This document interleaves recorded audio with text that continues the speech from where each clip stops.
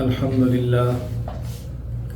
للہ وحدہ لا شریک لہ والصلاة والسلام علی من لا نبی بعدہ وعلی آلہ واصحابہ الذین اوفوا عہدہ اما بعد فاعوذ باللہ من الشیطان الرجیم بسم اللہ الرحمن الرحیم قل هو اللہ احد اللہ الصمد لم یلد ولم یولد ولم یکن لہ کفوا احد اللہم صلی علی محمد وعلی آل محمد کما صلیت علی ابراہیم وعلی آل ابراہیم انک حمید مجید اللہم بارک علی محمد وعلی آل محمد کما بارکت علی ابراہیم وعلی آل ابراہیم انک حمید مجید۔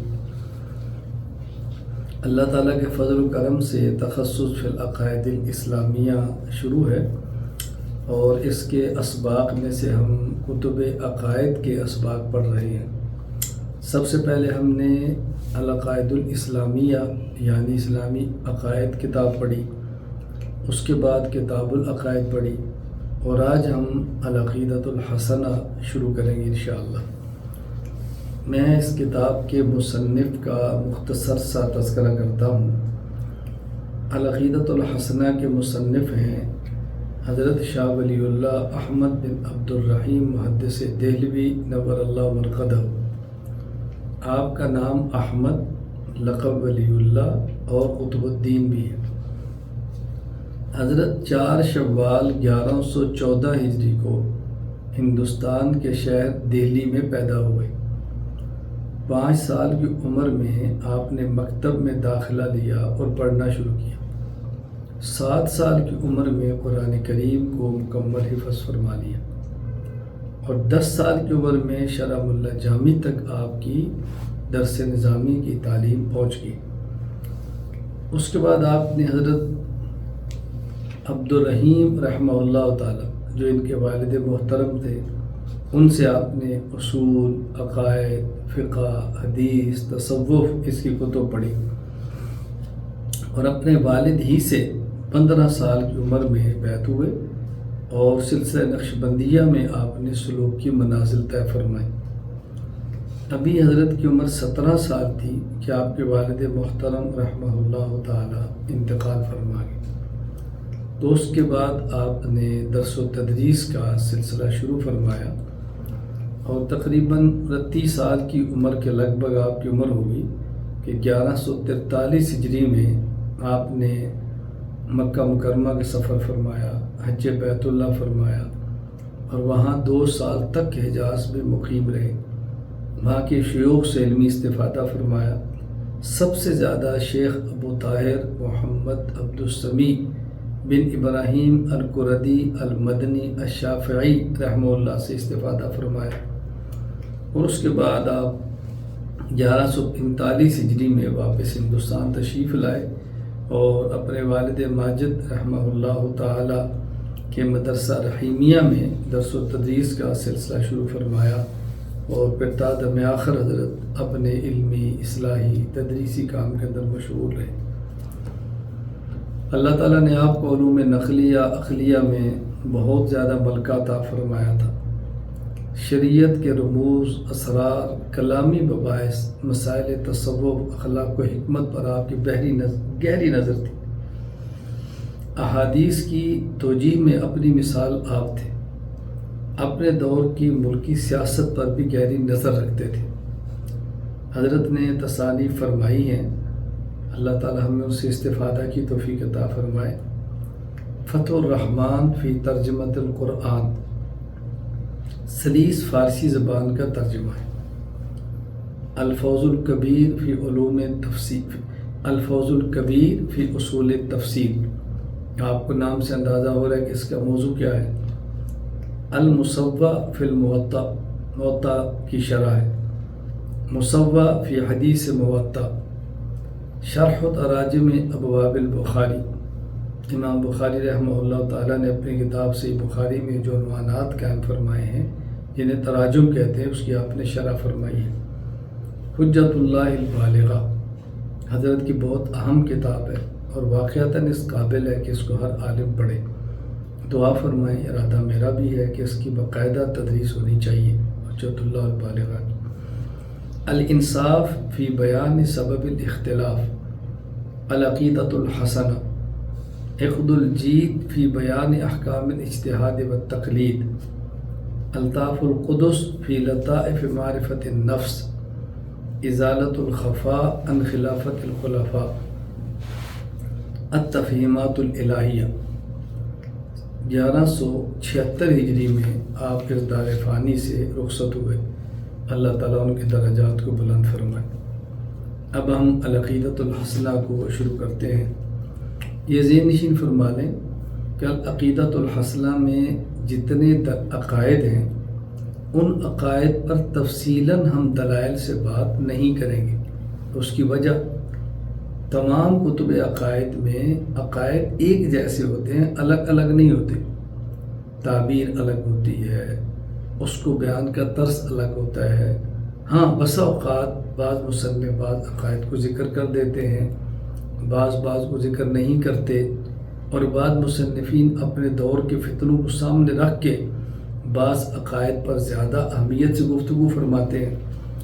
تو چونکہ مستقل ہم نے عقائد پر گفتگو کی ہے، تفصیل کے ساتھ انشاءاللہ اللہ رب العزت کو منظور ہوا تو العقیدۃ الطحاویہ اور الفقہ الاکبر میں بات کریں گے۔ تو بنیادی طور پر میں کچھ دلائل دوں گا اور ہم اس کتاب العقیدۃ الحسنہ کو کھولیں گے تاکہ کتاب کا متن ہمیں سمجھ آئے۔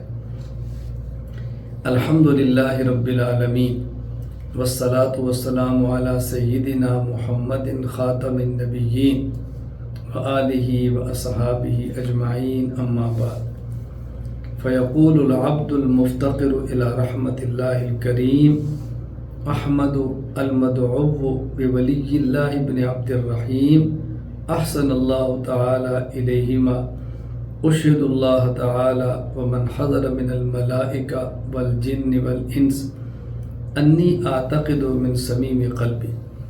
حضرت فرماتے ہیں کہ میں فقیر ہوں، اللہ کی رحمت کا محتاج ہوں، اللہ تعالیٰ مجھ پر اور میرے والد کے ساتھ اچھا سلوک فرمائے۔ اور اس کتاب کو لکھتے وقت فرمایا میں اللہ کو گواہ بنا رہا ہوں، اور اس وقت جو ملائکہ موجود ہیں ان کو گواہ بنا رہا ہوں، اور جو میرے ہاں جن ہیں ان کو گواہ بنا رہا ہوں، اور جو موجود انسان ہیں جب تک میری تعریف پہنچے گی میں ان کو گواہ بنا کر کہہ رہا ہوں، انی اعتقد من صمیم قلبی، میں دل کی گہرائیوں سے ان عقائد کا اعتقاد رکھتا ہوں۔ یعنی حضرت اس کی اہمیت کو بیان فرمانے کے لیے اس کتاب میں ذکر کردہ عقائد کو بیان فرماتے ہوئے، تحریر فرماتے ہوئے اللہ کو گواہ بناتے ہیں، موجود فرشتوں کو گواہ بناتے ہیں، موجود جنات کو گواہ بناتے ہیں، اور انسانوں کو گواہ بنا کر کہتے ہیں کہ میرے یہی عقائد جو میں نے اس کتاب میں تحریر کیے ہیں۔ ان للعالم صانعا قدیما، فرمایا اس عالم کا ایک صانع یعنی بنانے والا ہے جو کہ قدیم ہے۔ یہ بات ذہن نشین فرما لیں کہ انسان کے اعتبار سے عالم یعنی جہان کی 4 قسمیں ہیں۔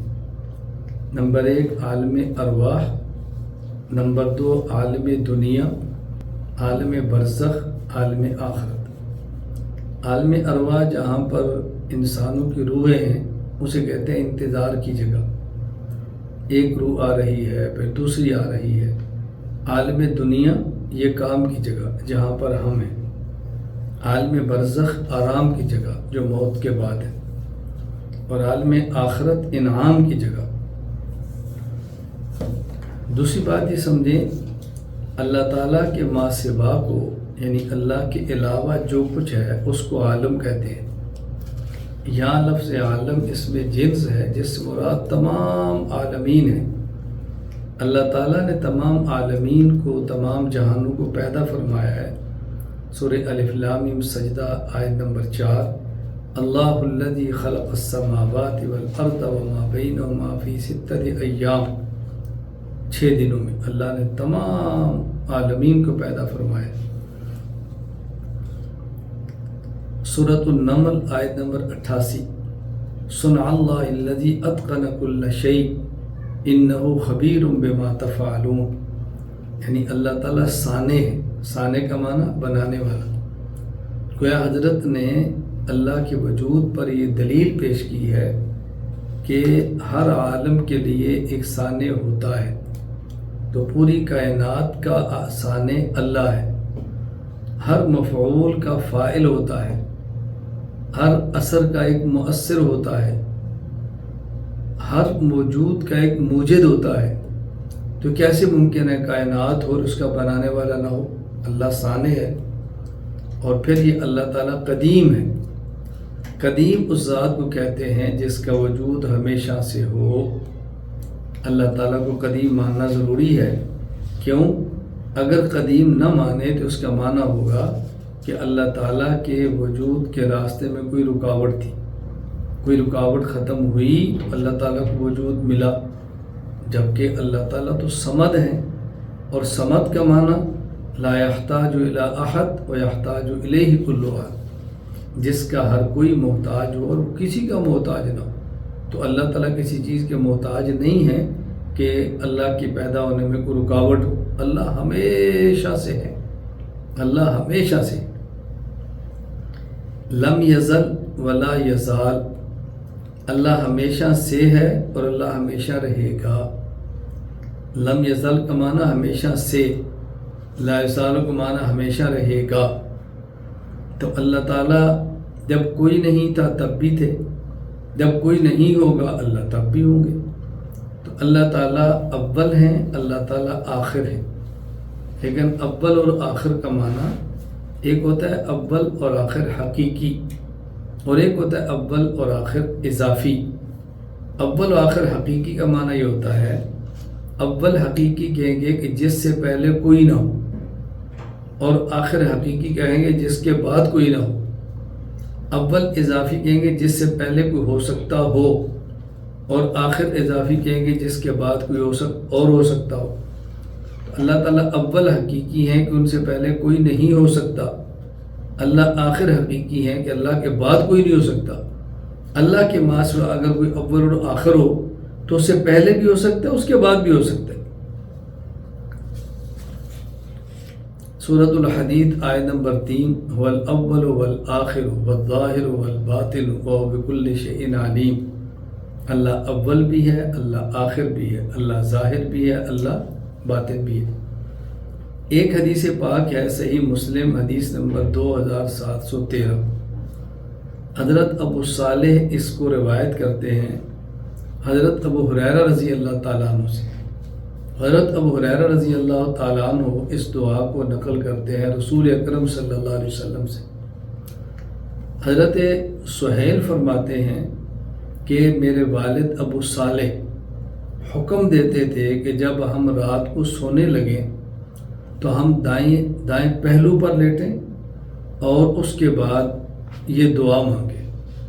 یعنی یہ دعا رسول اکرم صلی اللہ علیہ وسلم نے سکھائی ہے. دعا کیا ہے؟ اللہم رب السماوات ورب الارض ورب العرش العظیم ربنا ورب کل شیء فالق الحب والنوا ومنزل التوراة والانجیل والفرقان اعوذ بک من شر کل شیء انت آخذ بناصیتہ اللہم انت الاول اللہم انت الاول فلیس قبلک شیء وَأَنْتَ الْآخِرُ فَلَيْسَ بَعْدَكَ شَيْءٌ وَأَنْتَ الظَّاهِرُ فَلَيْسَ فَوْقَكَ شَيْءٌ وَأَنْتَ الْبَاطِنُ فَلَيْسَ دُونَكَ شَيْءٌ اقْضِ عَنَّا الدَّيْنَ وَأَغْنِنَا مِنَ الْفَقْرِ وَكَانَ يَرْوِي ذَلِكَ عَنْ أَبِي هُرَيْرَةَ عن النبی صلی اللہ علیہ وسلم. یعنی یہ حدیث ابو ہریرہ سے وہ مرفوع نقل کرتے تھے کہ جب انسان سونے لگے تو دائیں پہلو پر لیٹے ہوئے دعا مانگے، اے آسمان و زمین کے رب، اے عرش عظیم کے رب، اے ہمارے اور ہر چیز کے رب، اے دانے کو پیدا کرنے والے اور گٹلی سے پودے کو نکالنے والے، تورات، انجیل، قرآن کریم کو نازل کرنے والے رب، میں آپ کی پناہ میں آتا ہوں ہر چیز کے شر سے، میری حفاظت فرما. آپ ہر چیز کی پیشانی کو پکڑ کر جو چاہے کر سکتے ہیں. اے اللہ آپ اول ہیں، اس کا معنی آپ سے پہلے کوئی نہیں ہو سکتا. آپ آخر ہیں، آپ کے بعد کوئی نہیں ہو سکتا، آپ ظاہر ہیں، آپ کے اوپر کوئی نہیں، آپ باطن ہیں، اللہ اکبر، آپ کے سے مخفی کوئی چیز نہیں۔ اے اللہ تو ہم سے ہمارے دین اور قرض کو ادا فرما، ہمیں فقر سے بچا لے۔ آپ اندازہ فرمائیں یہ قرض اور فقر کتنی عجیب چیزیں کہ سوتے وقت رسول اکرم صلی اللہ علیہ وسلم کی تعلیمات ہیں کہ انسان دعا مانگے کہ انسان کے اوپر قرض بھی نہ ہو اور انسان فخر سے بھی بچ جائے۔ خیر، اصل میں بتانا چاہتا ہوں یہاں اول اور آخر کا معنی، اس کے لیے یہ حدیث پاک آپ کی خدمت میں پیش کی ہے۔ واجباً وجودہ ممتنعاً عدمہ، اللہ کا وجود واجب اور اللہ کا نہ ہونا محال اور ناممکن ہے۔ یہ واجب اور محال کو سمجھنے کے لیے یہاں سمجھنے کہ دنیا میں جتنی چیزیں موجود ہیں عقلاً ان کی 3 قسمیں، دنیا میں جتنی اشیاء موجود ہیں یا واجب ہیں یا محال ہیں یا ممکن ہیں، اس سے باہر کوئی چیز نہیں ہے۔ واجب، محال اور ممکن کا معنی، واجب الوجود میر سید شریف جرجانی رحمہ اللہ وفات 816 ہجری کتاب التعریفات میں لکھتے ہیں هو الذی یکون وجودہ من ذاتہ ولا یحتاج الی شیء اصلا۔ واجب الوجود کہتے ہیں کہ جس کا وجود بذات ہو، ذاتی ہو، اپنے وجود میں کسی کا محتاج نہ ہو، اور یہ یاد رکھیں یہ صرف اللہ کی ذات ہے جو کسی کی محتاج نہیں۔ اللہ کے ماں سوا ہر کوئی محتاج ہے اللہ کا۔ نمبر 2 محال، میر سید شریف جرجانی رحمہ اللہ وفات 816 ہجری کتاب التعریفات میں فرماتے ہیں المحال ما یمتنع وجودہ فی الخارج، محال وہ ہے کہ جس کا ہونا ناممکن ہو۔ واجب ہوتا ہے کہ جس کا ہونا ضروری ہو، اور محال کہ جس کا نہ ہونا ضروری ہو، جس کا نہ ہونا ضروری ہو، ہونا ناممکن ہو، یہ محال ہے۔ اور ایک ہے ممکن، میر سید شریف جرجانی رحمہ اللہ وفات 816 ہجری کتاب التعریفات میں فرماتے ہیں لا یقتضی شیئا من الوجود والعدم، ممکن وہ ہے کہ جو وجود عدم دونوں کا تقاضا نہ کرے، اس کا ہونا نہ ہونا برابر ہو بھی سکتا ہے نہیں بھی ہو سکتا، ہو بھی سکتا ہے نہیں بھی ہو سکتا، یہ ممکن ہے۔ تو دنیا میں جو کچھ بھی ہے یا واجب وہ صرف اللہ ہے۔ نمبر 2 ممتنع، وہ کسی اور الہ کا ہونا، یہ ناممکن ہے۔ نمبر 3 ممکن، اس کے علاوہ دنیا کی ہر چیز ممکن ہے۔ پھر محال کی 3 قسمیں ہیں۔ نمبر 1 محال عقلی، نمبر 2 محال شرعی، نمبر 3 محال عادی۔ محال عقلی کا معنی کہ جس کا وجود عقلاً ناممکن ہو، یعنی شریعت نہیں کہتی کہ یہ نہیں ہو سکتا، لیکن خود عقل کہتی ہے کہ ایسا نہیں ہو سکتا۔ ایک ہی چیز آگ ہو اور وہی چیز پانی ہو ایک ہی وقت میں، وہ آگ بھی ہے پانی بھی ہے، ظاہر ہے پانی کا کام آگ کو ٹھنڈا کرنا ہے اور آگ کا کام پانی کو گرم کرنا ہے۔ اسی طرح ایک ہی چیز وہ ظلمت بھی ہو اور ایک ہی چیز نور بھی ہو ایک ہی وقت میں، یہ نہیں ہو سکتا۔ دوسرا ہے محال شرعی، جس کا وقوع شرعاً ناممکن ہو، یعنی شریعت کے ہے کہ یہ کام نہیں ہو سکتا۔ جس طرح شریعت محمدیہ میں 2 بہنوں کا بیک وقت ایک شخص کے نکاح میں ہونا یہ ناممکن ہے، اسی طرح کسی کافر کا جنت میں جانا یہ بھی ناممکن ہے۔ شریعت نے اس کو بھی ناممکن قرار دیا ہے کہ نہیں ہو سکتا۔ قرآن کریم میں ہے ان الذین کذبوا بآیاتنا واستکبروا عنها، کہ وہ لوگ جو کافر ہیں لا تفتح لهم ابواب السماء ولا يدخلون الجنہ، ان لوگوں کے لیے آسمان کے دروازے نہیں کھولے جائیں گے اور یہ جنت میں نہیں جا سکتے، حتی یلج الجمل فی سم الخیاط۔ تو یہاں دیکھیں اللہ نے محال شرعی کو بیان کیا اور ساتھ ایک اور محال بھی بتا دی کہ جس طرح اونٹ کے جس طرح سوئی کے ناکے جس میں دھاگا ڈالتے ہیں اس میں اونٹ کا داخل ہونا محال ہے، اسی طرح کافر کا جنت میں داخل ہونا محال ہے۔ اب کافر کا جنت میں داخل ہونا محال، یہ محال شرعی ہے، ورنہ یہ تو نہیں کہ جنت کا گیٹ چھوٹا اور کافر بہت بڑا ہے اس میں نہیں جا سکتا، یہ معنی نہیں ہے۔ تو اللہ تعالیٰ نے محال شرعی کو سمجھانے کے لیے محال عادی کو بطور مثال کے پیش فرمایا کہ جس طرح عادتاً دنیا میں ایسا نہیں ہو سکتا، قیامت کے دن وہ نہیں ہو سکے گا۔ محال عادی کہ جس کا وقوع معمول کے مطابق روٹین وائز عادتاً ناممکن ہو، جس طرح ایک آدمی اتنا تیز دوڑے کہ 1 گھنٹے میں 500 کلومیٹر طے کرے، یہ محال تو ہے، عقلاً ممکن ہے۔ شریعت نہیں کہتی کہ یہ حرام ہے اتنا تیز دوڑنا، لیکن ایسا عام طور پہ ہوتا نہیں ہے۔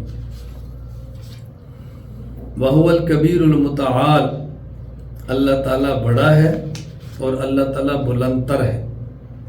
کبیر اور متعال دونوں کا تذکرہ اللہ تعالیٰ نے قرآن کی ایک آیت میں اکٹھے ذکر فرمایا، سورۃ الرعد آیت نمبر 9، عالم الغیب والشہادۃ الکبیر المتعال، اللہ تعالیٰ عالم الغیب والشہادہ ہیں، اللہ تعالیٰ کبیر ہیں، اللہ تعالیٰ متعال ہیں۔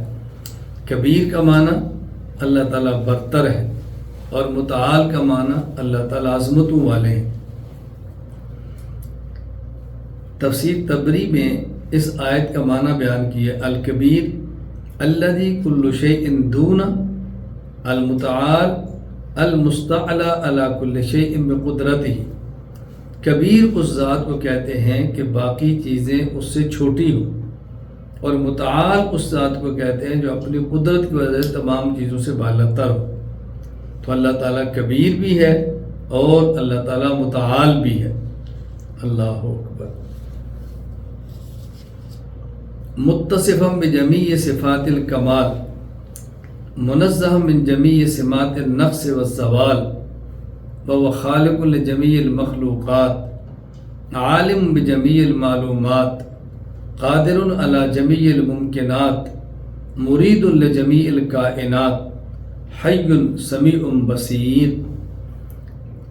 وہ تمام صفات کمال کے ساتھ متصف ہیں، نقص اور زوال کی تمام علامات سے پاک ہیں، تمام مخلوقات کو پیدا کرنے والے ہیں، تمام باتوں کو جاننے والے ہیں، تمام ممکنات پر پوری قدرت رکھتے ہیں، ساری کائنات میں اس کا ارادہ کار فرما ہے، وہ زندہ ہیں، سننے والے ہیں، دیکھنے والے ہیں۔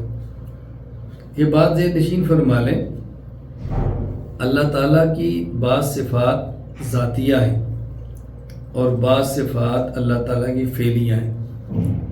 یہ صفات کے عنوان میں آپ نے پہلے پڑھا ہے اور مزید بھی تفصیلات اس کی آئیں گی کہ جب اللہ تعالیٰ کی صفات کو تذکرہ کرتے ہیں تو ہم کہتے ہیں اللہ تعالیٰ کی صفات 2 قسم کی ہیں، محکمات اور متشابہات۔ متشابہات کی 2 قسمیں ہیں، نمبر 1 متشابہ من کل الوجوہ، نمبر 2 متشابہ من بعض الوجوہ۔ متشابہ من کل الوجوہ کا معنی کہ وہ غیر معلوم المعنی غیر معلوم المراد، لغوی معنی بھی معلوم نہ ہو، شرعی مراد بھی معلوم نہ ہو۔ متشابہ من بعض الوجوہ کا معنی کہ معلوم المعنی غیر معلوم المراد، لغوی معنی معلوم ہو، شرعی مراد معلوم نہ ہو۔ اور محکمات کی 2 قسمیں، نمبر 1 ذاتیہ اور نمبر 2 صفات فعلیہ۔ ذاتیہ ان صفات کو کہتے ہیں کہ اللہ تعالیٰ ان کے ساتھ متصف ہو لیکن ان کے غیر کے ساتھ متصف نہ ہو، اور یہ صفات 7 ہیں۔ نمبر 2 صفات فعلیہ کہ اللہ تعالیٰ ان صفات کے ساتھ موصوف ہو، ان کی ضد کے ساتھ بھی موصوف ہو، لیکن وہ صفت اللہ کی ذات پر نہیں، اللہ کے غیر پر واقع ہو۔ باقی ساری صفات فعلیہ ہیں. فعلیہ جیسے احیاء، یہ اللہ کی صفت ہے. اس کی ضد ہے اماتہ، زندہ کرنا، مارنا. اللہ زندہ بھی کرتے ہیں، مارتے بھی ہیں، لیکن زندہ کرنا اور مارنا یہ اللہ کی ذات پر نہیں ہوتا، اللہ کی غیر پر ہوتی ہے موت اور حیات.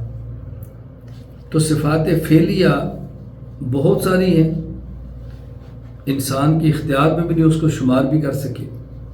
ہاں البتہ صفات ذاتیہ وہ ساتھ ہیں: حیات، علم، قدرت، ارادہ، سمع، بصر اور کلام. حضرت شاہ ولی اللہ رحمۃ اللہ علیہ نے یہاں پہ 6 صفات کو ذکر فرمایا ہے.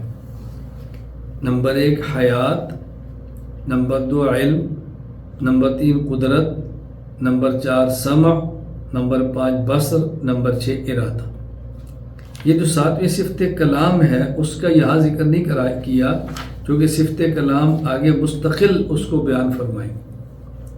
اور عموماً بہت سارے متکلمین اس کو مستقلاً ذکر فرماتے ہیں صفت کلام کو، اس کی اہمیت کے پیش نظر. چونکہ قرآن کریم کلام ہے، اللہ کی صفت ہے، تو اس پر مباحث زیادہ ہوتی ہے. تو اللہ تعالیٰ کی یہاں 6 صفات ذاتیہ کو بیان کیا ہے، اور 7ویں صفت ذاتیہ کلام اس کو آگے بیان فرمائیں. لا شبہ لہ ولا ضد لہ ولا ند لہ ولا مثل لہ. اللہ تعالیٰ کا کوئی مشابہ بھی نہیں، اللہ تعالیٰ کا کوئی مخالف بھی نہیں، اللہ تعالیٰ کا کوئی شریک بھی نہیں، اور اللہ تعالیٰ کا کوئی مماثل اور مثل بھی نہیں. تو یہاں 4 چیزوں کی نفی کی ہے. اللہ کے مشابہ بھی کوئی نہیں، اللہ کے مخالف بھی کوئی نہیں، اللہ کا شریک بھی کوئی نہیں، اور اللہ کے مماثل بھی کوئی نہیں. یہاں شبہن اور مثلن کو سمجھ لیں، اور ضدن اور ندن کو سمجھ لیں کہ اس کا مطلب کیا ہے. شبہن اور مثلن کا فرق کیا ہوتا ہے؟ شبہن کہتے ہیں کیفیت میں مشابہت کو، اور مثلن کہتے ہیں تمام چیزوں میں مشابہت کو. اگر صرف کیفیت میں مشابہت کو بیان کرنا ہو تو وہاں لفظ شبہن آتا ہے، اور جہاں تمام چیزوں میں مشابہت کو بیان کرنا ہو وہاں لفظ مثلن آتا ہے. علامہ سید محمود آلوسی رحمہ اللہ، وفات 1270 ہجری. فلا تجعلوا للہ اندادا، سورۃ البقرہ آیت نمبر 22 کے تحت لکھتے ہیں وشبہ المشارک فی الکیفیت فقط. شبہ کہتے ہیں صرف کیفیت میں اشتراک کو، اور مثل اور مماثل قاضی عبد رب النبی بن عبد رب الرسول دستور العلماء میں لکھتے ہیں المثل والمشارک فی جمیع الاوصاف. مثل کہتے ہیں جو تمام اوصاف میں شریک ہو. تو یہ شبہن اور مثلن میں تھوڑا سا فرق ہے، لیکن یہ ذہن نشین میں فرما لیں کہ بس اوقات شبہن کا اطلاق مثلن پر بھی ہو جاتا ہے، اور مثلن کا اطلاق شبہن پر بھی ہو جاتا ہے. ضد اور ند، ضد کہتے ہیں مخالف کو، اور ند کہتے ہیں شریک کو. سوال یہ ہے کہ ہم کہتے ہیں اللہ تعالیٰ کا مخالف کوئی نہیں، جبکہ اللہ تعالیٰ کی مخالفت کرنے والے تو بہت ہیں.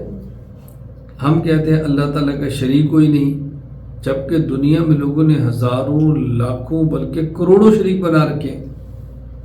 اس کا جواب، اس کا مطلب یہ ہے کہ دنیا میں اللہ تعالیٰ کا مد مقابل اور مخالف بننے کا کوئی اہل نہیں ہے.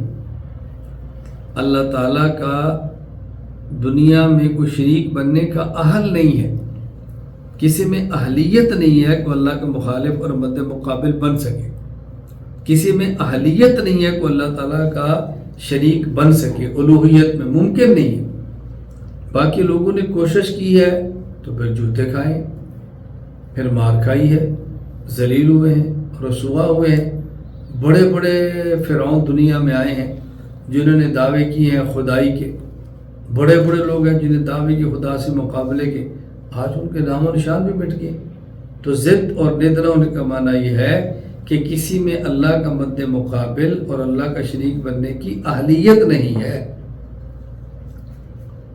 ولا شریک لہ فی وجوب الوجود ولا فی استحقاق العبادہ ولا فی الخلق والتدبیر فلا يستحق العبادۃ ای اقصى غایت التعظیم الا ہو ولا یشفی مریضا ولا یرزق رزقا ولا یکشف ضرا الا ہو بمعنی ان یقول لشیء کن فیکون لا بمعنى التسبب العادی الظاہری كما يقال شفى الطبيب المريض ورزق الامیر الجند فهذا غیره وان اشتبه في اللفظ۔ یہاں حضرت شاہ ولی اللہ رحمہ اللہ تعالیٰ نے اللہ تعالیٰ کی توحید کی اقسام بیان کی ہیں۔ فرماتے ہیں کہ اللہ تعالیٰ واجب الوجود ہے، واجب الوجود ہونے میں کوئی اللہ کا شریک نہیں۔ واجب الوجود کا معنی میں نے بیان کیا، جس کا وجود ذاتی ہو، اپنے وجود میں کسی کا محتاج نہ ہو اور اس کا ہونا ضروری ہو، اور کوئی اللہ تعالیٰ کا شریک نہیں ہے استحقاق عبادت میں۔ اللہ کی ذات کے علاوہ کوئی مستحق عبادت نہیں ہے، اور کوئی اللہ کا شریک نہیں ہے صفت خلق میں، یعنی کسی کو پیدا کرنے میں، اور کوئی اللہ کا شریک نہیں ہے تدبیر میں۔ واجب الوجود بھی اللہ ہے، مستحق عبادت بھی اللہ ہے، خالق بھی صرف اللہ ہے، اور مدبر بھی صرف اللہ ہے۔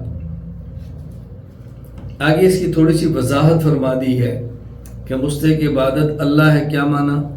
کہ عبادت نام ہے انتہائی تعظیم کا آخری درجہ، اور یہ اللہ کے علاوہ اس کا کوئی مستحق نہیں ہے۔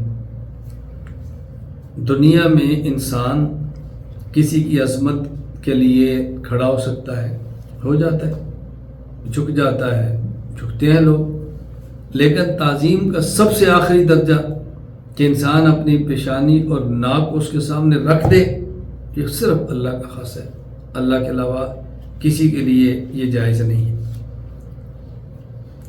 ولا یشفی مریضا، کوئی کسی مریض کو شفا نہیں دے سکتا، کوئی کسی کو روزی نہیں دے سکتا، کوئی کسی کو نقصان نہیں دے سکتا، کوئی نقصان کی جگہ پہ فائدہ نہیں دے سکتا سوائے اللہ کی ذات کی۔ حضرت اس کا معنی خود بیان کیا ہے۔ لوگ کہیں گے نا طبیب بھی تو شفا دیتا ہے، فلانا بندہ بھی تو پیسے دیتا ہے، نہیں، فرمایا کہ کوئی مریض کو شفا نہیں دے سکتا، کوئی کسی کو روزی نہیں دے سکتا، کوئی کسی کی تکلیف کو دور نہیں کر سکتا۔ اس کا معنی یہ ہے کہ بغیر ظاہری سبب کے، بغیر ظاہری سبب کے کوئی نہیں کر سکتا۔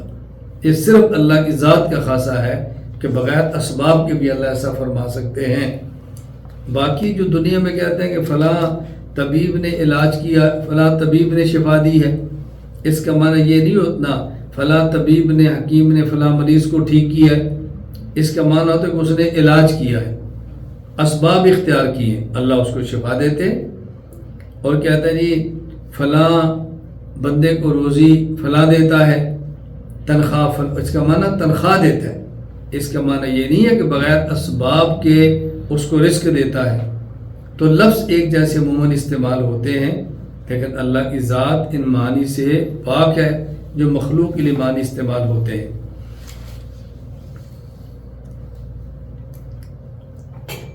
حضرت شاہ ولی اللہ محدث دہلوی رحمہ اللہ تعالیٰ نے جو یہاں توحید کی اقسام بیان کی ہیں، بظاہر معلوم ہوتا ہے کہ حضرت شاہ صاحب رحمۃ اللہ علیہ توحید کی 3 قسموں کے قائل ہیں۔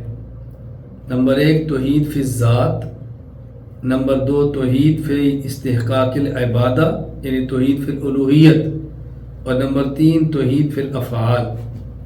اس لیے حضرت شاہ صاحب فرماتے ہیں لا شریک لہ فی وجوب الوجود، اللہ واجب الوجود ہے، تو توحید فی الذات کے قائل ہیں۔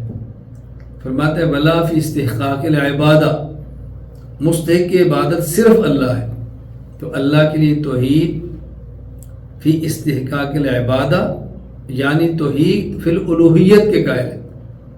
نمبر 3 فرمایا ولا فی الخلق والتدبیر، اس کا معنی توحید فی الافعال تحی فی الافعال.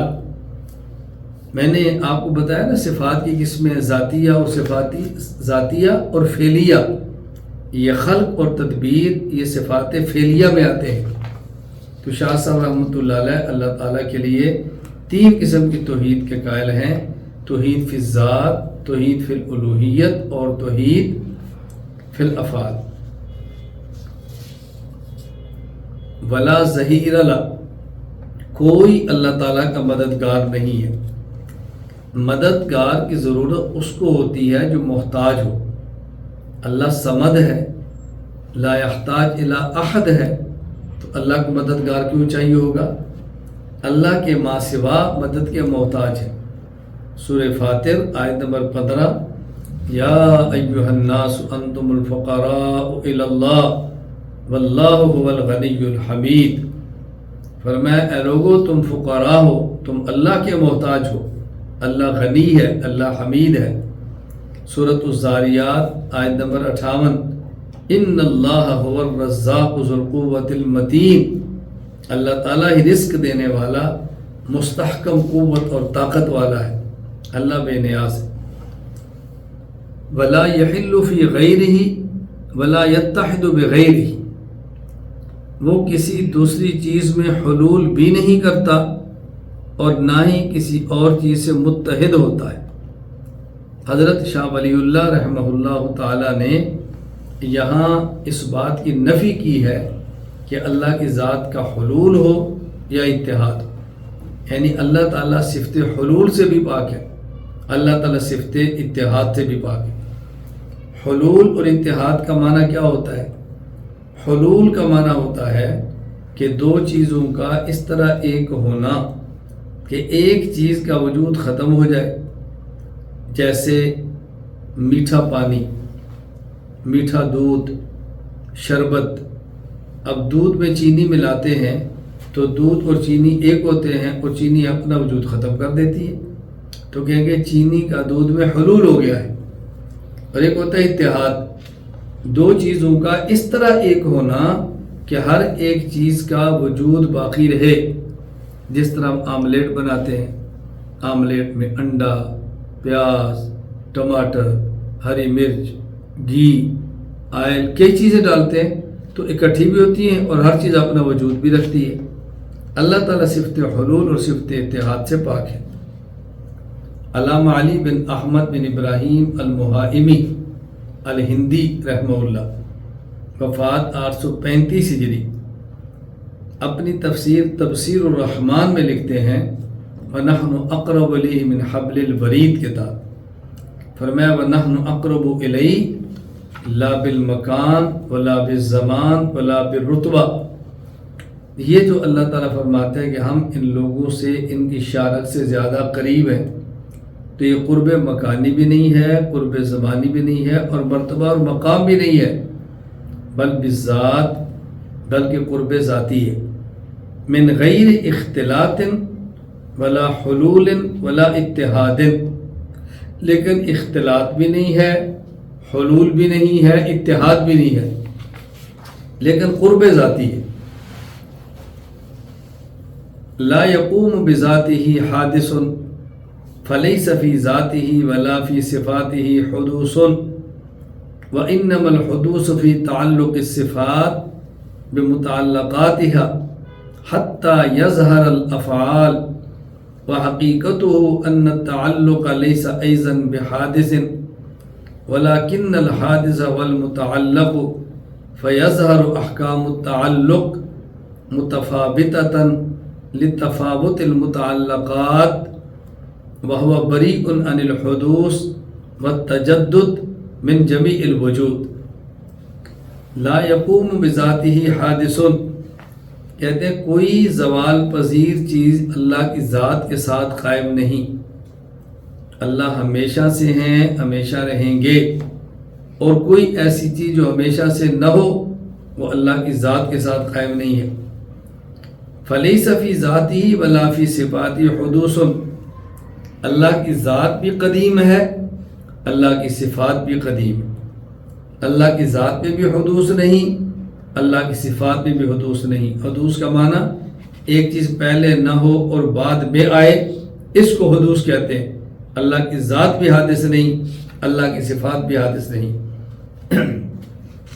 وَإِنَّمَا الْحُدُوثُ فِي تَعَلُّقِ الصِّفَاتِ بِمُتَعَلَّقَاتِهَا حَتَّى يَظْهَرَ الْأَفْعَالُ، فرماتے ہیں کہ ایک فعل ظاہر ہوتا ہے کب؟ جب اللہ کی صفت کا کسی سے تعلق قائم ہوتا ہے۔ اللہ کی صفت قدیم ہوتی ہے، بس اوقات اس صفت کا تعلق حادث نہیں ہوتا، لیکن وہ نظر آتا ہے کہ جیسے حادث ہے۔ مثال سمجھیں، جس طرح اللہ تعالیٰ نے جب آسمان اور زمین کو ابھی پیدا نہیں فرمایا تھا تو اللہ کو تب بھی خالق کہتے تھے، تو اللہ کا صفت خلق کے ساتھ متصف ہونا یہ قدیم ہے۔ لیکن جب اللہ نے پیدا فرمایا، صفت خلق کا تعلق آسمان سے قائم ہوا تو ان کو وجود مل گیا، تو اللہ کی صفت خلق کا ظہور ہوا۔ بس اوقات اس ظہور کو کہہ دیتے ہیں کہ حدوث ہوا، حالانکہ حدوث نہیں ہے، یہ ظہور ہے۔ وحقیقتہ، کہتے ہیں اس کی حقیقت کیا ہے؟ ان التعلق لیس ایضا بحادث، اللہ تعالیٰ کی ذات قدیم ہے، اللہ کی صفات قدیم ہے۔ میں نے مثال دی صفت خالق، یہ قدیم ہے، اور اس صفت کا مخلوق کے ساتھ تعلق ظاہر ہوا اور اس کو وجود ملا، لیکن اپنی ذات کے اعتبار سے اللہ کی ذات بھی قدیم ہے، اللہ کی صفت بھی قدیم ہے۔ وَلَكِنَّ الْحَادِثَ وَالْمُتَعَلَّقِ، وہ جو چیز ابھی پیدا ہوئی ہے نا، جس سے صفت خلق کا تعلق قائم ہوا ہے، وہ حادث ہے۔ فَيَظْهَرُ أَحْكَامُ التَّعَلُّقِ مُتَفَاوِتَةً لِتَفَاوُتِ الْمُتَعَلَّقَاتِ، تو چونکہ متعلقات کئی ہیں تو صفت خلق بھی کئی ایک کے ساتھ ظاہر ہوگی۔ وَهُوَ بَرِيءٌ عَنِ الْحُدُوثِ وَالتَّجَدُّدِ، لیکن اللہ تعالیٰ کی ذات حدوث سے اور تجدد سے ہر اعتبار سے پاک ہے، من جمیع الوجوہ، ہر اعتبار سے۔ حدوث کا معنی ایک چیز نہ ہو اور ہو جائے، اور تجدد اور حدوث آپس میں ملتے جلتے لفظ ہیں۔ آپ کہتے ہیں نا بھی فلاں آدمی تجدد پسند ہے، یعنی اس کے مزاج میں جدت ہے، جو چیز پہلے نہیں تھی اب نظر آ رہی، تو نئی سے نئی چیز اس کا مزاج ہے۔ تو اللہ تعالیٰ حدوث اور تجدد سے پاک ہے۔ اس کی وجہ، اگر ہم اللہ کی ذات یا صفات میں کسی بھی قسم کا حدوث مانیں تو اس کا مطلب یہ ہوگا کہ اللہ کی ذات پہلے سے نہیں تھی، بعد میں آئی۔ اللہ کی صفات پہلے سے نہیں تھی اور بعد میں آئی۔ اللہ اس سے کیوں پاک ہے؟ اگر ہم یہ مان لیں کہ اللہ کی ذات اور صفات حادث ہیں تو اس کا معنی یہ ہوگا کہ اللہ کی ذات یا صفات محتاج ہیں، یعنی راستے میں کوئی ایک رکاوٹ تھی، وہ ختم ہوئی تو ذات آئی، وہ ختم ہوئی تو صفات آئی، جبکہ اللہ تعالیٰ کسی قسم کے احتیاج سے پاک ہے۔ اللہ تعالیٰ کی صفت ہے صمد، اور صمد کا معنی یہ ہے لا یحتاج الی احد ویحتاج الیہ کل احد، کہ جو کسی کا محتاج نہ ہو، ہر کوئی اس کا محتاج ہو۔ حضرت ملا علی قاری رحمہ اللہ وفات 1014 ہجری شرح الفقہ الاکبر میں فرماتے ہیں التکوین قدیم، یہ جو اللہ کی صفت تکوین ہے یہ قدیم ہے، والمتعلق به هو المکون وهو حادث، اور جس پر صفت تکوین آتی ہے دنیا، مکونات یہ حادث ہے۔ کما ان العلم قدیم فبعض المعلومات حادث، جس طرح اللہ تعالیٰ کا علم، اللہ کی صفت ہے جو قدیم ہے، اور جن چیزوں کو خدا کا علم ہے، معلومات، یہ حادث ہے۔ علم خدا کا قدیم ہے اور معلومات ایک چیز آج ہے، کل نہیں ہوگی، یہ کل نہیں تھی، آج ہے۔ ایک بات ذہن نشین فرما لیں، ممکن ہے کسی کے ذہن میں آئے کہ جب معلومات پہلے نہیں تھی تو اللہ کو علم کیسے تھا؟ معلومات تھی نہیں تو خدا کو علم کیسے تھا؟ یہ بات ذہن نشین فرما لیں، اللہ کا معاملہ مخلوقات سے جدا ہے۔ جو چیز ابھی پیدا نہیں ہونی اور کل ہونی ہے وہ اب بھی اللہ کے سامنے ایسے ہے جیسے ابھی سامنے موجود ہے۔ میں اس کو سمجھانے کے لیے ایک مثال دیا کرتا ہوں کہ جس طرح ایک چیز یہاں سے 10 کلومیٹر کے فاصلے پر ہو اور آنکھ سے نظر نہ آتی ہو اور دوربین لگائیں تو نظر آ جائے، تو ہماری بینائی کمزور ہے، ہم نے دوربین لگائی تو نظر آئی، اور جب دوربین نہیں تھی تو نظر نہیں آ رہی تھی۔ لیکن اگر کسی کی بینائی اس سے تیز ہو تو بغیر دوربین کے بھی اس چیز کو دیکھ رہا ہے جو ہمیں نظر نہیں آ رہی۔ تو اسی طرح جس چیز کا بھی وجود نہیں ہوا، اللہ کو اس کے وجود سے پہلے سے اللہ اس کو ایسے دیکھتے ہیں جیسے اب ہم کسی چیز کو اب دیکھ رہے ہیں۔ تو اللہ کا علم قدیم ہے، معلومات حادث ہے۔ لیس بجوہر ولا عرض ولا جسم ولا فی حیز وجہۃ لا یشار الیہ بہاہنا وہنالک ولا یصح علیہ الحرکۃ والانتقال والتبدل فی ذاتہ ولا فی صفاتہ ولا الجہل ولا الکذب۔ اللہ تعالیٰ نہ جوہر ہے، اللہ تعالیٰ نہ عرض ہے، اللہ تعالیٰ نہ جسم ہے، اللہ تعالیٰ نہ کسی مکان میں ہے، نہ ہی اللہ تعالیٰ کسی جہت میں ہے، نہ ہی اللہ تعالیٰ کی طرف اشارہ کیا جا سکتا ہے کہ اللہ یہاں ہے یا اللہ وہاں ہے۔ اپنی ذات اور صفات کے اعتبار سے اللہ تعالیٰ نہ حرکت کرتے ہیں، نہ ایک جگہ سے دوسری جگہ منتقل ہوتے ہیں، نہ ہی اللہ تعالیٰ کی ذات اور صفات کسی قسم کی تبدیلی کو قبول کرتی ہیں، اور نہ ہی اللہ تعالیٰ جہل یا جھوٹ کے ساتھ متصف ہوتے ہیں۔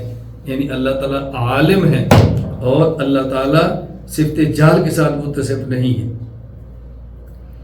یا کئی ایک لفظ آئے ہیں، جوہر، عرض، جسم، حیز، جہت، ان کا کیا معنی ہے؟ ان کے معنی ذہن نشین فرما لیں۔ جوہر کا معنی کل ممکن لہ قیام بذاتہ ای لیس تحیزہ تابعا لتحیز غیرہ۔ احسن الفوائد شرح الفقہ الاکبر۔ جوہر کہتے ہیں ہر وہ ممکن چیز جس کا قیام ذاتی ہو، یعنی اس کا کسی جگہ میں ہونا کسی دوسری چیز کے اس جگہ میں ہونے کے تابع نہ ہو، کسی کا محتاج نہ ہو۔ نمبر 2 عرض، کل ممکن لہ قیام بالغیر ای یکون تحیزہ تابعا لتحیز الغیر۔ ہر اس ممکن چیز کو کہتے ہیں جو کسی دوسری چیز کی وجہ سے قائم ہو، یعنی اس کا کسی جگہ میں ہونا کسی دوسری چیز کے اس جگہ ہونے کے تابع ہو۔ میں مثال دیا کرتا ہوں صرف سمجھانے کے لیے۔ مثال کے طور پہ ایک اینٹ ہے اور ایک اینٹ کا رنگ ہے، رنگ عرض ہے، جب تک اینٹ نہیں ہوگی رنگ نظر نہیں آئے گا۔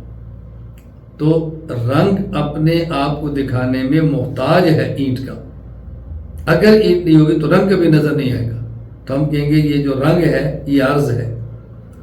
جسم، المرکب من جزئین فصاعدا، المرکب من جزئین فصاعدا۔